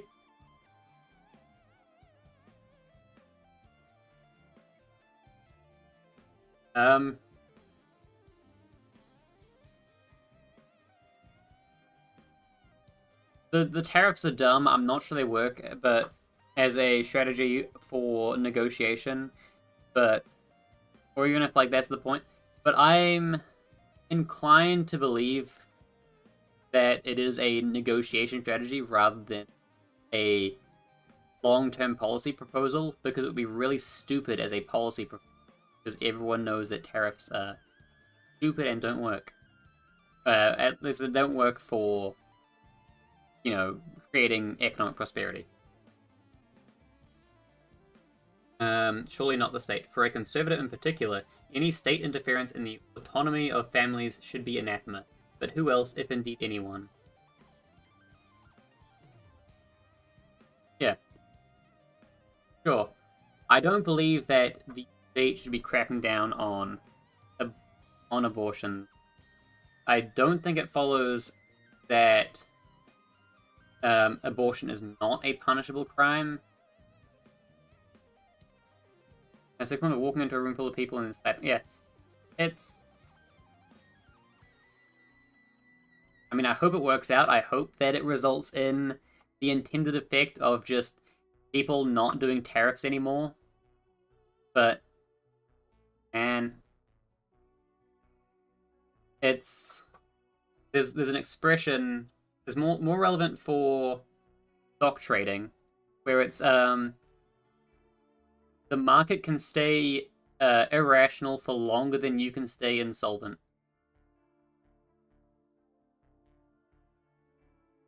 Whereas, like, yeah, it doesn't matter if your play is, you know, the right play in like a theoretical game theory sense, because your opponent can probably just wait it out. You know, leave you with egg on your face because your play is exploiting their, you know, your play depends on them not being stubborn. Like, they're stubborn. It sucks, but it happens. Yet, while Rothbard unchangingly held to his conclusions concerning the rights of children and parents, later writings, with an increased emphasis on moral cultural matters and the exclusionary aspect of private property rights, placed these conclusions in wider and characteristically conservative social context. Thus, while in favor of a woman's right to have an abortion, Rothbard was nonetheless strictly opposed to the Supreme decision in Roe v. Wade, recognized such a right. I know, but this is but this contradiction is insane because of capitalism. Capitalism does not exist. There would be no reason for separate nations or countries to exist. What pulls us together is the thirst for power. I mean, libertarianism doesn't suppose the existence of nations and countries. It doesn't require them.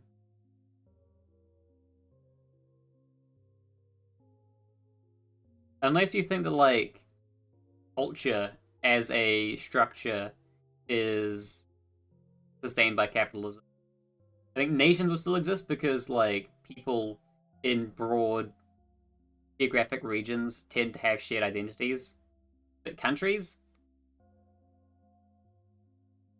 I mean, depends which one you count. Like, separate might be the operative word, because it's poorly defined in terms of interfacing with libertarianism. Also, power doesn't equal money. It's just power equals money and other stuff. Power is nebulously defined. Money is a way to power, sure. I mean, power is access to violence. At least in the sort of way that people think about, like, the thirst for power. They often mean, like, access to violence. The ability to exercise violence or to have other people exercise violence on your behalf. And money can do that, but, you know, that doesn't make it the same thing as money, because money is complicated. And also, like, warlords don't have a lot of money, but they might have a lot of power because they have a bunch of people under them that are willing to exercise violence on their behalf. Similarly, like, politicians are often very powerful but not very rich. Analysis of power as money is a bit...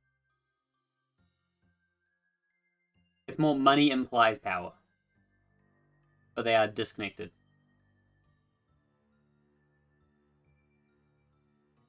Anyway, that was not because he believed the court's finding concerning the legality of abortion wrong, but on the more fundamental ground that the U.S. Supreme Court had no jurisdiction in the matter, and that by assuming it, the court had engendered a systematic centralization of state power. The right to have an abortion does not imply that one may have an abortion anywhere. In fact, there is nothing impermissible about private owners and associations discriminating against and punishing abortionists by every means other than punishment. Every household and property owner is free to prohibit an abortionist on its own territory and may enter into a restrictive covenant with other owners for the same purpose. Moreover, every owner and every association of owners to fire or not fire and to engage in any transaction whatsoever.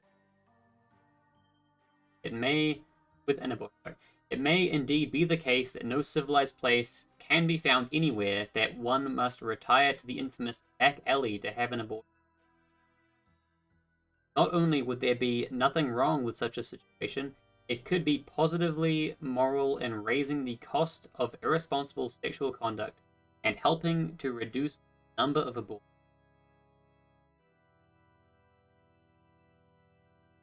In distinct contrast, the Supreme Court's decision was not only unlawful by expanding its, i.e., the central state's, jurisdiction at the expense of state and local governments, but ultimately of every private property owner's rightful jurisdiction regarding his own property, also positively immoral in facilitating this availability, accessibility of. Libertarians, Rothbard stressed in this connection, must be opposed, as are traditional conservatives, but unlike social democrats and neo and left libertarians, on principal grounds to any and all centralization of state power, even and especially if such centralization involves a correct judgment, such as that abortion should be legal or that taxes should be abolished. It would be anti-libertarian, for instance, to appeal to the United Nations order the breakup of a taxi monopoly in Houston, or to the U.S. government order Utah to abolish its state certification requirement for teachers, because in doing so, one would have illegitimately granted these state agencies jurisdiction over property they plainly do not, but others do. Not only Houston, also to say that if capitalism did not exist, there would be no nations, so historically problematic. Marxism distinguishes between one, pre-capitalist position, such as empires or feudal kingdoms, two, national forms linked to the development of the modern bourgeois nation state, and possible future forms, for example, proletarian internationalism. That's a fair take as well. Like,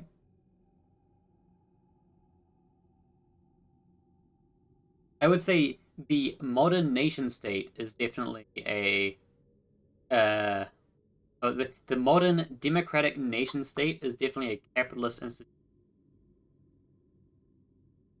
But like that just because that happens to be the context in which it's under. But also, you could have capitalism without the um, modern democratic nation state, i.e., libertarianism. Instead of speaking of social classes, modes of production, class struggle, or the material determinants that produce these contradictions, discourse shifts to a transhistorical and psychological explanation, thirst for power. This goes directly against the Marxist method, which demands concreteness, historicity, and analysis of material conditions.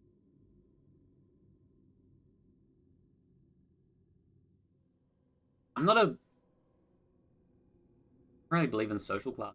That's one of my big things. I also think a lot of the discourse around modes of production is a bit incoherent. Like I don't believe in the I don't believe in the substantiality of the private versus personal property distinction. That seems like a nothing to me. It's like you got two things that are basically the same, and the ways in which they overlap is like, oh, division of labor. Yeah, that's just how you make money, you know?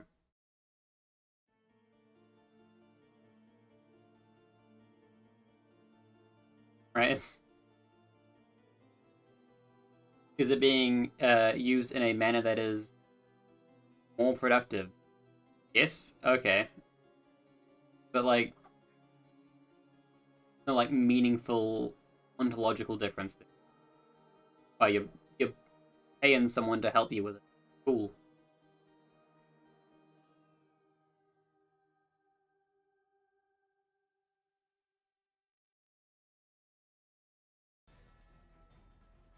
I'm not a Marxist. I don't buy into a lot of... Yeah, of course. Anyway.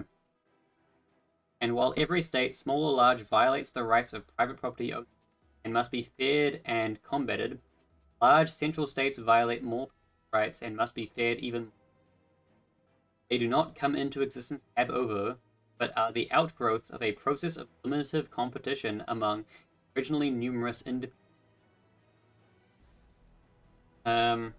central states and ultimately a single world state represent the successful expansion and concentration of state power, i.e. of evil, and must accordingly be regarded as especially dangerous.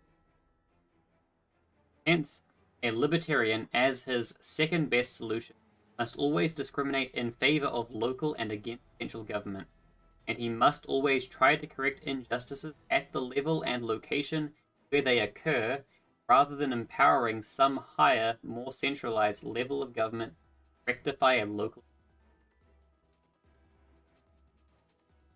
In fact, as a result of his increasing emphasis on cultural conservatism, a sociological presupposition of libertarianism, Rothbard succeeded in bringing about a fundamental reorientation of the libertarian movement during the last decade of his life. Symbolic of this change in direction was Rothbard's dissociation in 1989 from the Libertarian Party. Rothbard's action did not, as some prominent left libertarians vainly proclaim, mark the end of his association with libertarianism or his role as the libertarian movement's guiding star. Rather, it marked the beginning of a systematic ideological realignment to open libertarian access to the American heartland and foment their a rapidly growing and increasingly radicalized populist middle Americans disgusted with the welfare warfare statism and social disintegration produced by federal policy. If there's one thing I find to be Marxism's strong suit, it's materialism. Human history is not determined by ideas, values, or divine will, but by the material conditions. Negation of negation as each historical stage surpasses the previous one, while retaining some elements. Quote. I have a Hans Hermann Hoppe quote about that.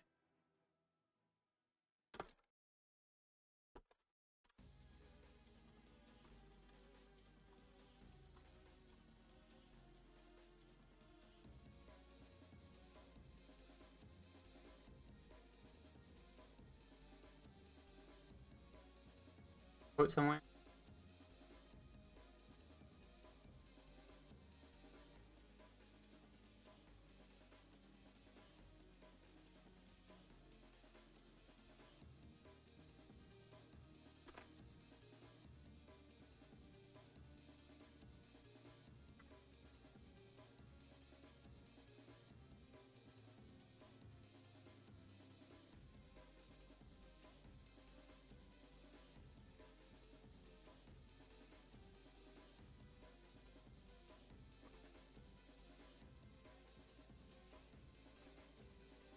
Yeah.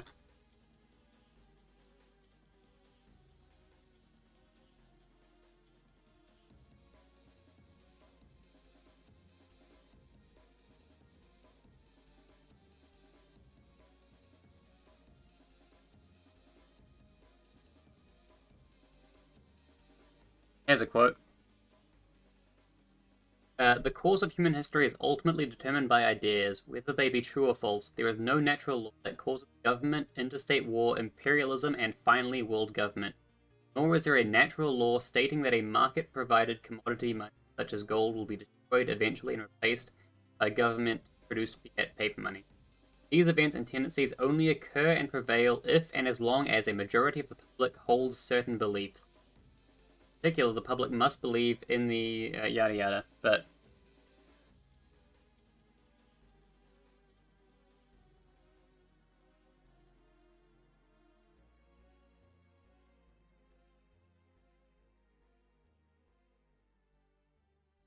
it is not that Marxism excludes cosmic, divine, or technological possibility. presented in materiality.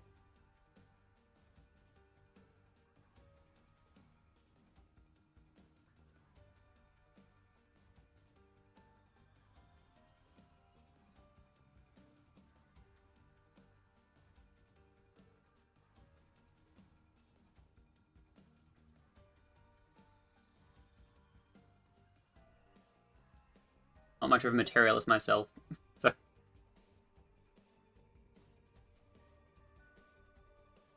I would say being too concerned with the material world is something that turns me off from a belief system. Let's listen to that song. Confused now. I'm always confused, but now I'm... Anyway. The anti-central state shift in American politics at the decisive end of the Cold War, first unmistakable sign of the burgeoning strength of the conservative libertarian grassroots movement envisioned and shaped by Rothbard. Oh, hey, that's the end. Got a little quote here. But, like, at the academic level, Rothbard's lifelong work for the scholarship of liberty has at long last come to serve as the foundational theoretical edifice, modern successors of the old classical liberal movement, the movement that originally influenced the development of basic libertarian position. Today, this movement is truly international and includes thousands of lay intellectuals and professional scholars the world over, many of whom view Rothbard's voluminous writings, the entire course of his lifetime, model and ideal of principle, political, and economic. After his death, his reputation as leader in libertarian political theory and Austrian school is increasingly obvious, even undeniable. Enthusiasts and critics alike, for his seminal Ethics of Liberty, available once again, further solidify this status. I recommended that psychedelic song to your friend, and he was afraid of getting a strike from Twitch, but that won't happen. Ah, right. We got acknowledgements. Let's go through the page of acknowledgements. There's a page and a half. I mean, I'm not going to listen to it on stream, but also I'll take a song suggestion. Sure. I have a Discord now. If you want to join that, I got it linked in the below things. I don't have a command to pop it up. But you could just go there or like see.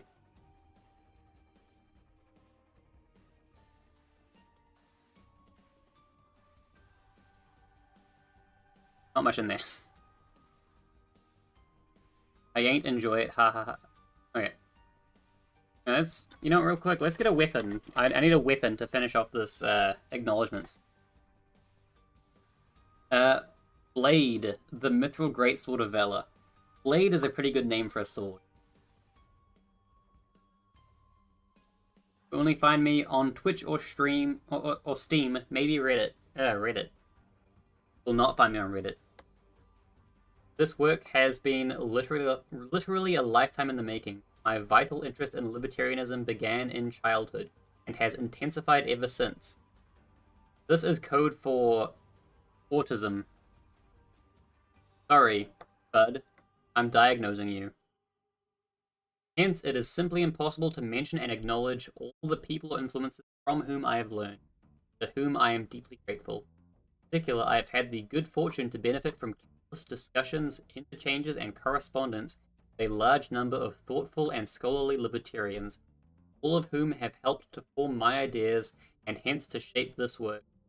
This will have to be my apology for not mentioning. I will have to confine my acknowledgements to those who helped me specifically on this book. As the one exception, I would like to express my gratitude to my father, David Rothbard. Until my 20s, it seemed to me that he was the only other libertarian in the world, and so I am particularly grateful for his encouragement, endless patience, and enthusiasm. Yo, libertarians' dads, gang. My dad's a bit of a libertarian.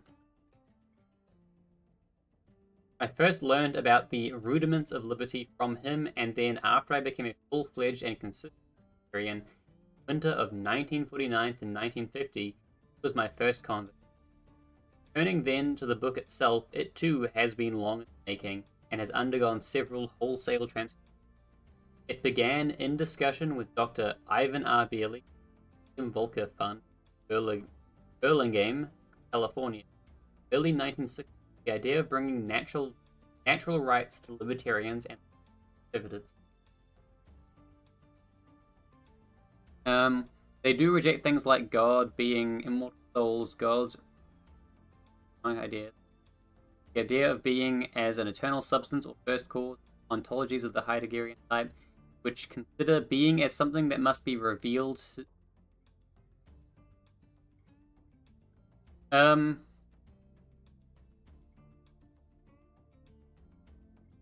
know some.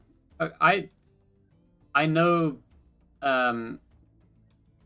I know some Christian Marxists, but I don't think it's universal that Marxists reject God. They might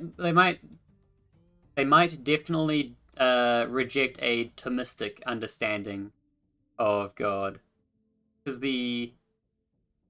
although actually,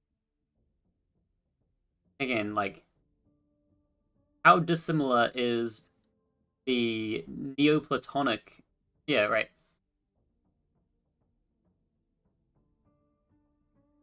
Well, there is libertarian theology, a Catholic Marxist, a liberation theology. But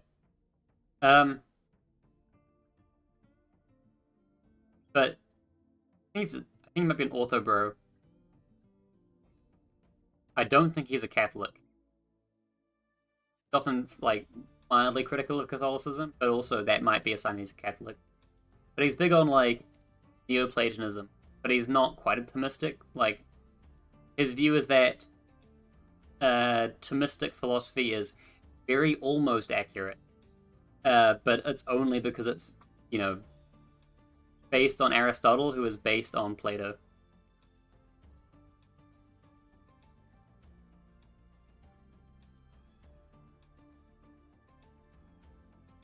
But also, again, I'm an econ guy, not a philosophy guy.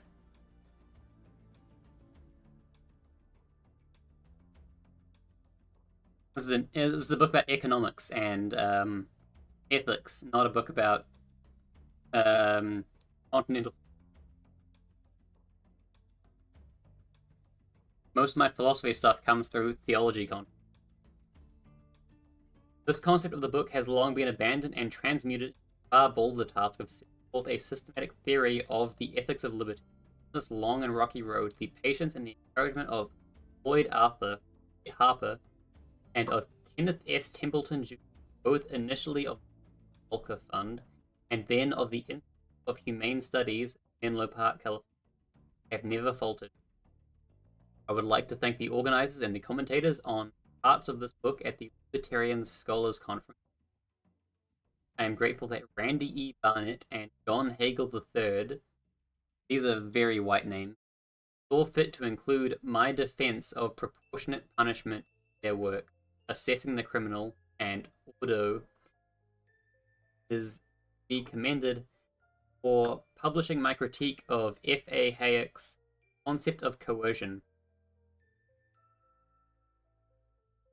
Williamson M. Evers, of the Department of Political Science, Stanford University, was immeasurably helpful during the year 1975 that I spent working on the book in Palo Alto, California. I am grateful to him for stimulating discussions of libertarian theory, for his bibliographical erudition, and for numerous helpful suggestions. John N. Gray, Fellow in Politics, Jesus College, Oxford, and James A. Sadowski of the Philosophy Department of Fordham University. Each read the entire manuscript, and their kind comments greatly bolstered my morale and through. That's a funny way of saying they didn't have any criticisms for me. Dr. David Gordon of Los Angeles and of the Center for Libertarian Studies read the entire manuscript and offered detailed and extremely helpful suggestions. His erudition and keen philosophical insights are an inspiration to all who know him. The devotion to and enthusiasm for this work by Leonard P. Liggy, now president of the Institute for Humane Studies, Park, were indispensable to final publication. I would also like to thank Dr. Louis M. Spadaro, President Emeritus, Institute for Humane Studies, and George Pearson, Oak Foundation, and of the Institute. I am grateful to the Volcker Fund and to the Institute for Humane Studies for repeated research aid. I am particularly grateful to Charles G. Koch of Wichita, Kansas, for his devotion to this work and the ideals of liberty, and for enabling me to take off the year 1974 from teaching to write this book, or to write on this work on this book. Despite my enormous gratitude to those friends and colleagues on the long and lonely struggle to develop libertarianism and to advance the cause of liberty, it cannot compare the inexpressible debt that I owe my wife Jo. For nearly 30 years has been an unflagging source of support, enthusiasm, insight, and happiness. I like that every libertarian author's like, yeah, I'd also like to thank my wife, who's great.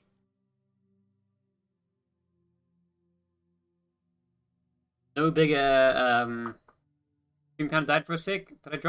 I might have dropped some frames there. Sometimes like internet just cuts out randomly. I have an issue with my internet, and I don't know what it is, but sometimes at about this time, my internet will cut out. But preface? How long's the preface? Okay, if we finish the preface, we've eaten all our vegetables before we get into the meat. And then next week I'll read the all of my work has revolved around the central question of human, for it has been my conviction that while discipline has its own autonomy and integrity, final analysis, all sciences and disciplines of human action are related and can be integrated into science or discipline of individual liberty. In particular, my Man, Economy, and State set forth a comprehensive analysis of the free market economy. While the analysis was praxeologic and value-free, and no political correctly upheld, the great virtues of the free market and the evil of coercive intervention into that market evident to the learning reader. The sequel to that work, Power and Market, carried the analysis of Man, Economy, and State further in several.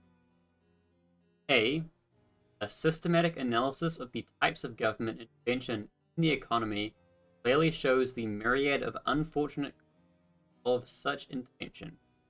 B, the first time in modern political economic literature, a model was outlined of the way in which a totally stateless and therefore purely free or anarchistic market economy could function successfully.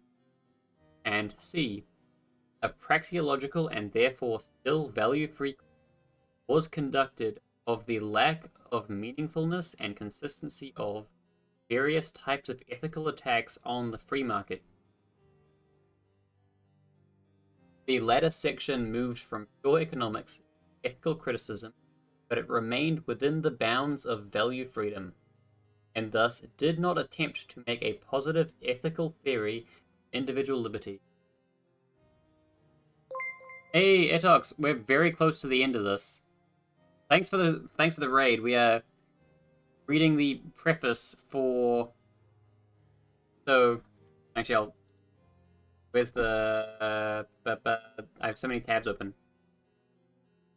Yeah. So I've finished reading the introduction, which is from page 11 to page 45, and then I'm on the preface here. And then after that, we're finally on to Part 1, Introduction, Natural Law. Also, we had Sarah and all of them show up. Let's see if I can still find that message.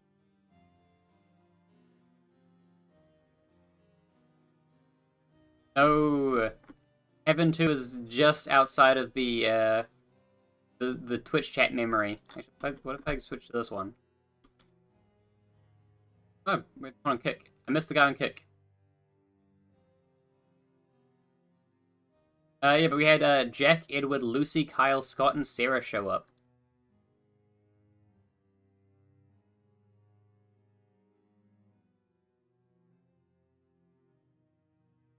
Yeah, Heaven 2. Ben 2? I don't know the right way to say it.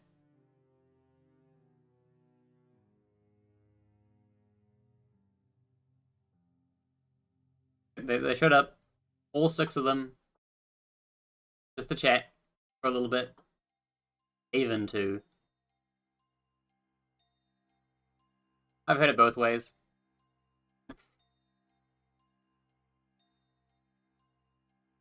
Anyway, once I finish this, I'll share the book that I'm reading on my own time, not stream.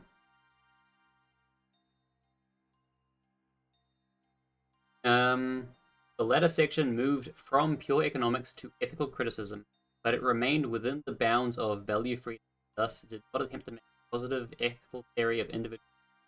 Yet I was conscious that the latter task needed almost desperately, for, as will be seen further in this work, I at no time believed that value-free analysis or economics or utilitarianism, the standard social of economy, can ever suffice to establish the case for liberty. Economics can help supply much of the data for the libertarian position, but it cannot establish that political philosophy itself. Political judgments are necessarily value judgments. Philosophy is therefore necessarily ethical, and hence a positive ethical system must be set forth to establish the case for. It was furthermore clear to me that no one was engaged in trying to fill this crying need. One thing, until very recently, this century, there have been virtually no libertarian political philosophy, and even in the far more libertarian 19th century, only Herbert Spencer's great Social Statics set forth a thorough and systematic theory of liberty. In For a New Liberty, 1970, I was able for the first time to put forward at least outline my theory of liberty, and also to expound and defend the anarcho-capitalist political creed far more substantially power and market. But For a New Liberty was more popular than scholarly, and it concentrated mainly on the application of the libertarian creed to the important social and economic problem areas in American society. That the great need for a systematic theory of liberty.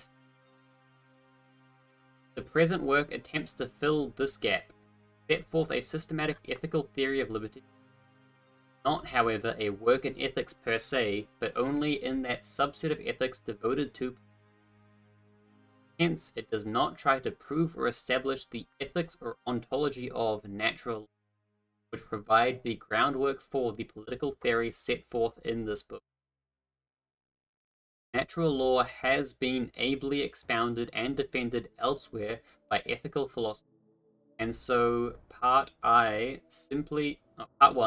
simply explains the outlines of natural law, animates this without attempting a full-scale defense of that theory. Part 2 is the substance of the work itself, setting forth my theory of liberty. It begins, as the best economic treatises have done, with a Crusoe world, except that the condition and actions of Crusoe are here analyzed not in order to establish economic concepts, but rather those of natural rights morality, in particular of the natural sphere of property and ownership, the foundation of liberty. Yeah, ontology. I've mentioned ontology at least twice this stream.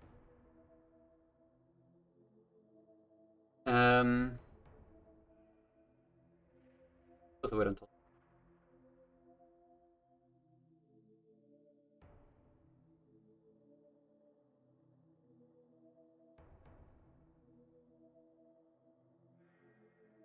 How far are you? I'm in the preface.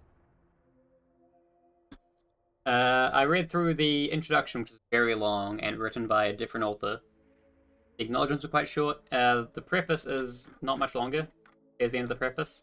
Then I'm done for the night.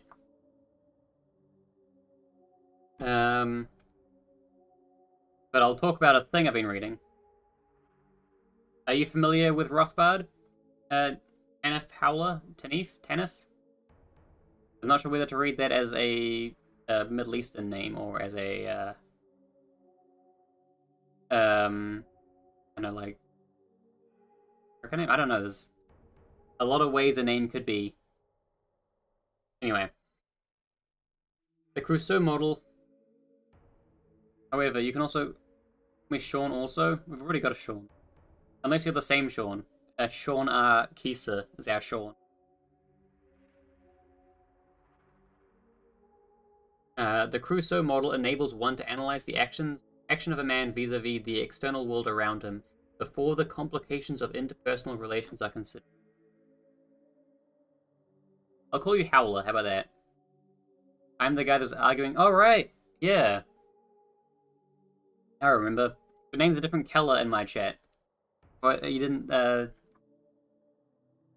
jump out at me.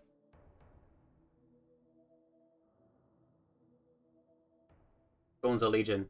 The key to the theory of liberty is the establishment of the rights of private property. For each individual's justified sphere of free action can only be set forth if his rights of property are analyzed and established. Crime can then be defined and properly analyzed as a violent invasion or aggression against the just property of another individual, including his property in his own person. The positive theory of liberty then becomes an analysis of what can be considered property rights, and therefore what can be crimes. Therefore, various difficult but vitally important problems can then be dissected, including the rights of children, the property theory of contracts as transfers of property titles, the thorny questions of enforcement and punishment, and many others. Since questions of property and crime are essentially legal questions, our theory of liberty necessarily sets forth an ethical theory of what law really should be. In short, as a natural law theory should properly, it sets forth a normative theory of law. In our case, a theory of libertarian law. While the book establishes the general outlines of a system of libertarian law, however, it is only an outline, a prolegomenon, to what I hope will be a fully developed libertarian law code of the future. Hopefully, libertarian jurists and legal theorists rise to hammer out the system of libertarian law in detail.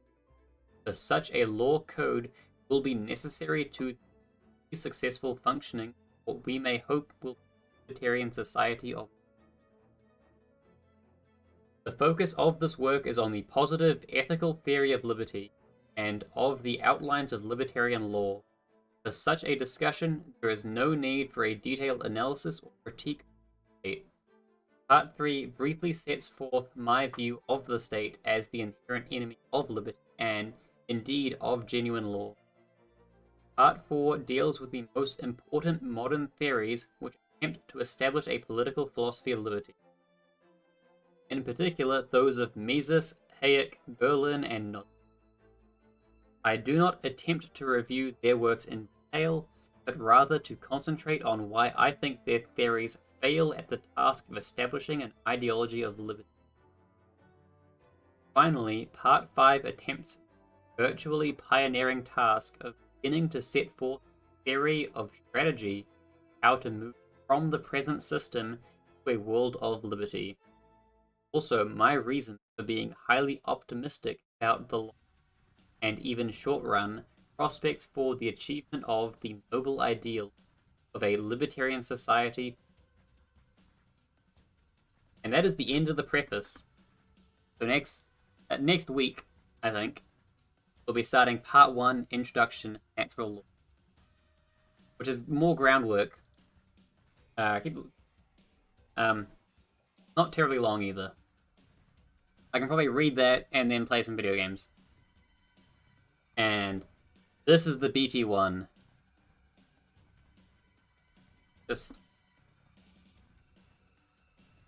Yeah. The one I'm most interested in is punishment and proportionality.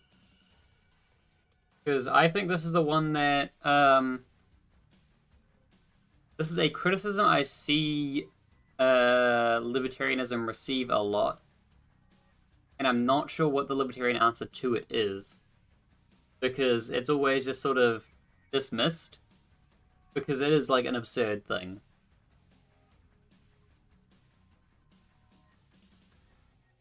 But,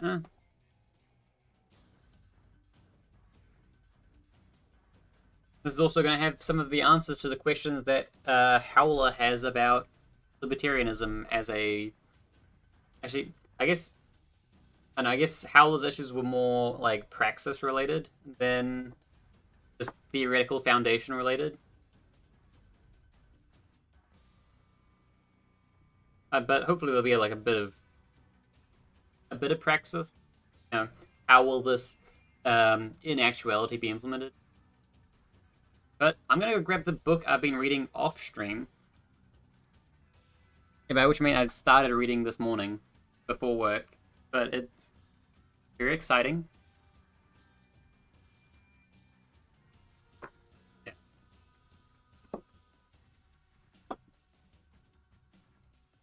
Ethical and philosophical.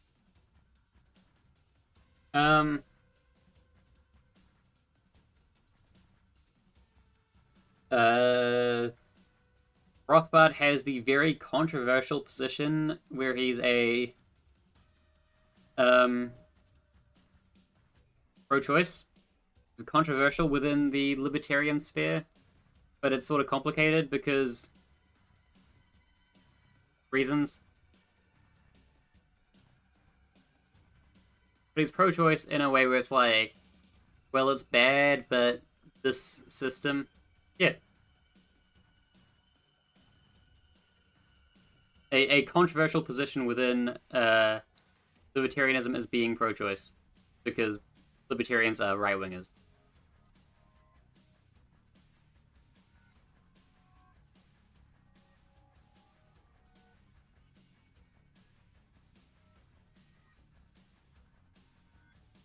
And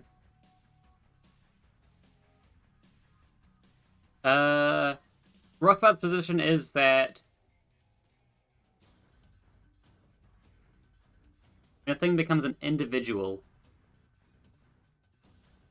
is a funny way of saying it, because when talking about it, you tend to talk about people, you know? So the position is, you know, at conception is when it becomes a person, you know? When whatever you would have bought becomes a person is at conception. But, you know, sort of violinist argument happens. But, you know, it's one of those things where people argue a lot about the violinist argument. And I have a different take than most violinist arguments.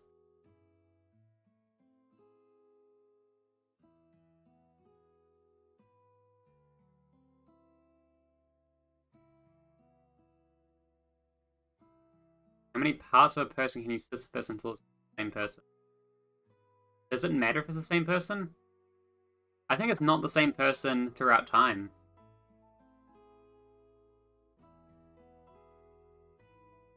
Like, from one moment to the next, it's not the same person. It just has the same continuation of being.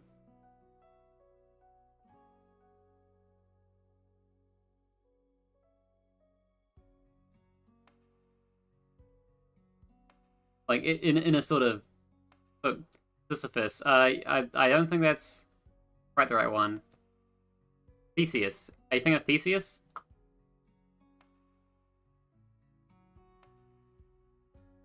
I'd say all of them until you swap out the brain of swapping a... No, I don't think the brain is the person. I am not a... I don't have a materialist view of personhood. I don't have a materialist view of consciousness, even. But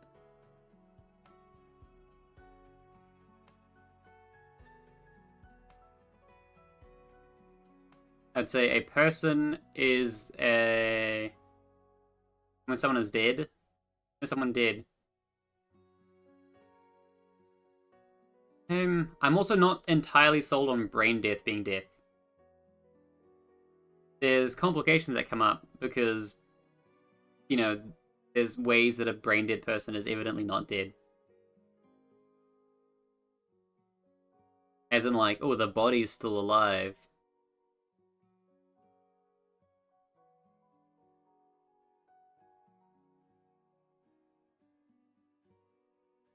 And I don't think a person is their brain.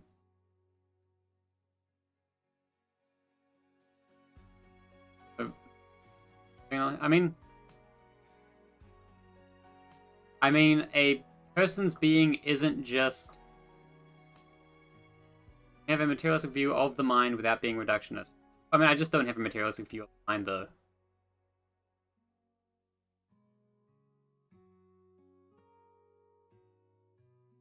I think not having a materialistic view of the mind prevents me from considering the brain to be the source of personhood. But I think you could reject the brain being the source of personhood while having materialistic. But it's just that I don't have that view.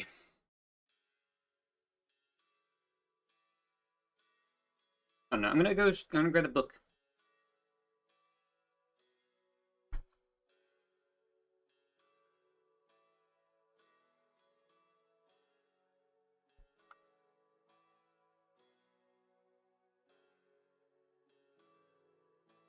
Bada bing. Oh hey, it's the text is the right way around. That's right, Manga in Theory and Practice by Hirohiko Araki, the guy that made JoJo. So you're basically following the coma logic, I'm guessing, where you are still a person despite having no brain activity coma.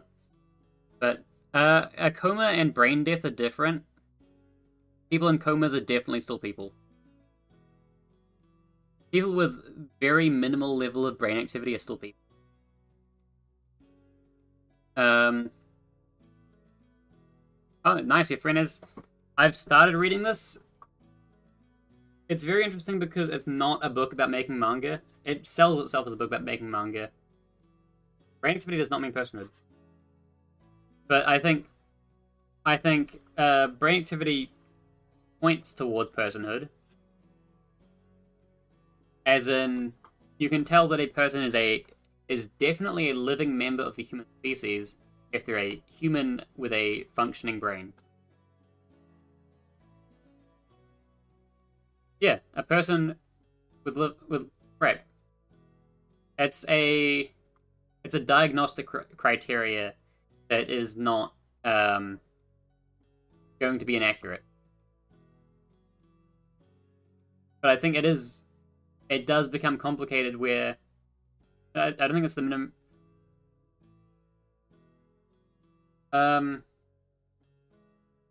I don't think it's the minimum required per se, but I think it's the sort of thing where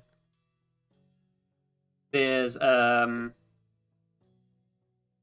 don't think it might be the kind of thing where epistemologically it's unknowable. Where it's, you know, like akin to the exact nature of consciousness. I'm not looking for a book on how to make manga. I'm looking for a book on how to tell stories. This is a book about how to tell compelling stories. So it includes it also includes information about drawing manga specifically, but like, you know, there's advice like make them turn the first page. You know, how to title your works. How to write good dialogue. How to present information in a compelling way. You know, offer many pieces of information simultaneously. That sort of thing. how to write protagonists. But then there was also stuff like how to, panel flow, all that stuff.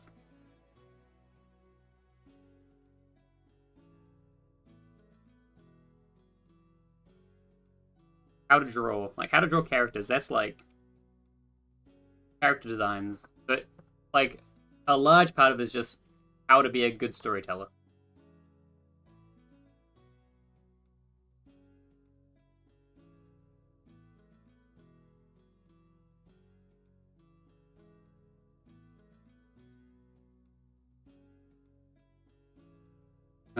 There's some stuff about panel flow.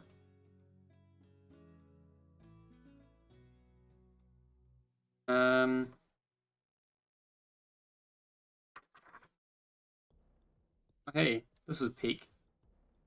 You got pages from Peak. You guys read Joe Jolion? John Truby's 22 Steps to Becoming a Master Storyteller. It isn't to say the book isn't amazing, I just don't... Okay, I will say some of the most compelling information in the story is just to write things that are different from what everyone else is doing. It's like, yeah, the people who are responsible for your story being successful have probably read 100 stories just like yours. So be sure you're doing something different. There's rules. Look at what other people do to know what works, but also to know what hasn't been done yet.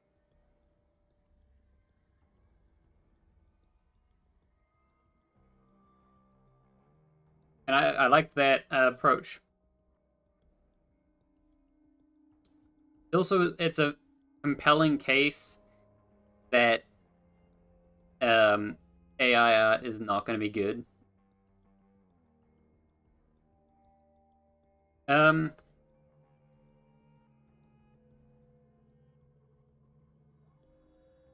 It's not necessarily about entertaining or compelling them. It's about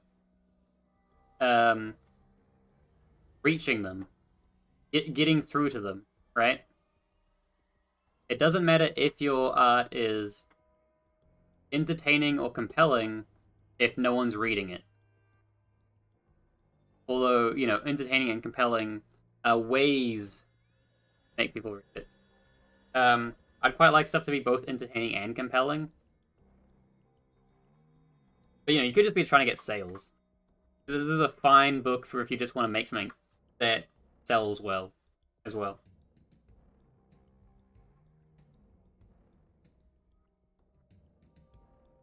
Because,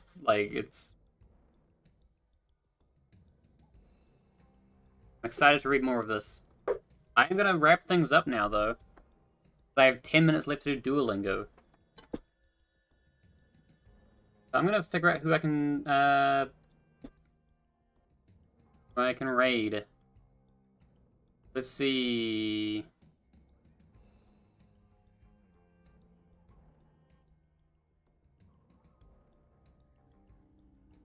How is the reading and writing category right now? Oh, hey, Tanif, you're... Yeah, screw it. You're gonna raid you, Tanif.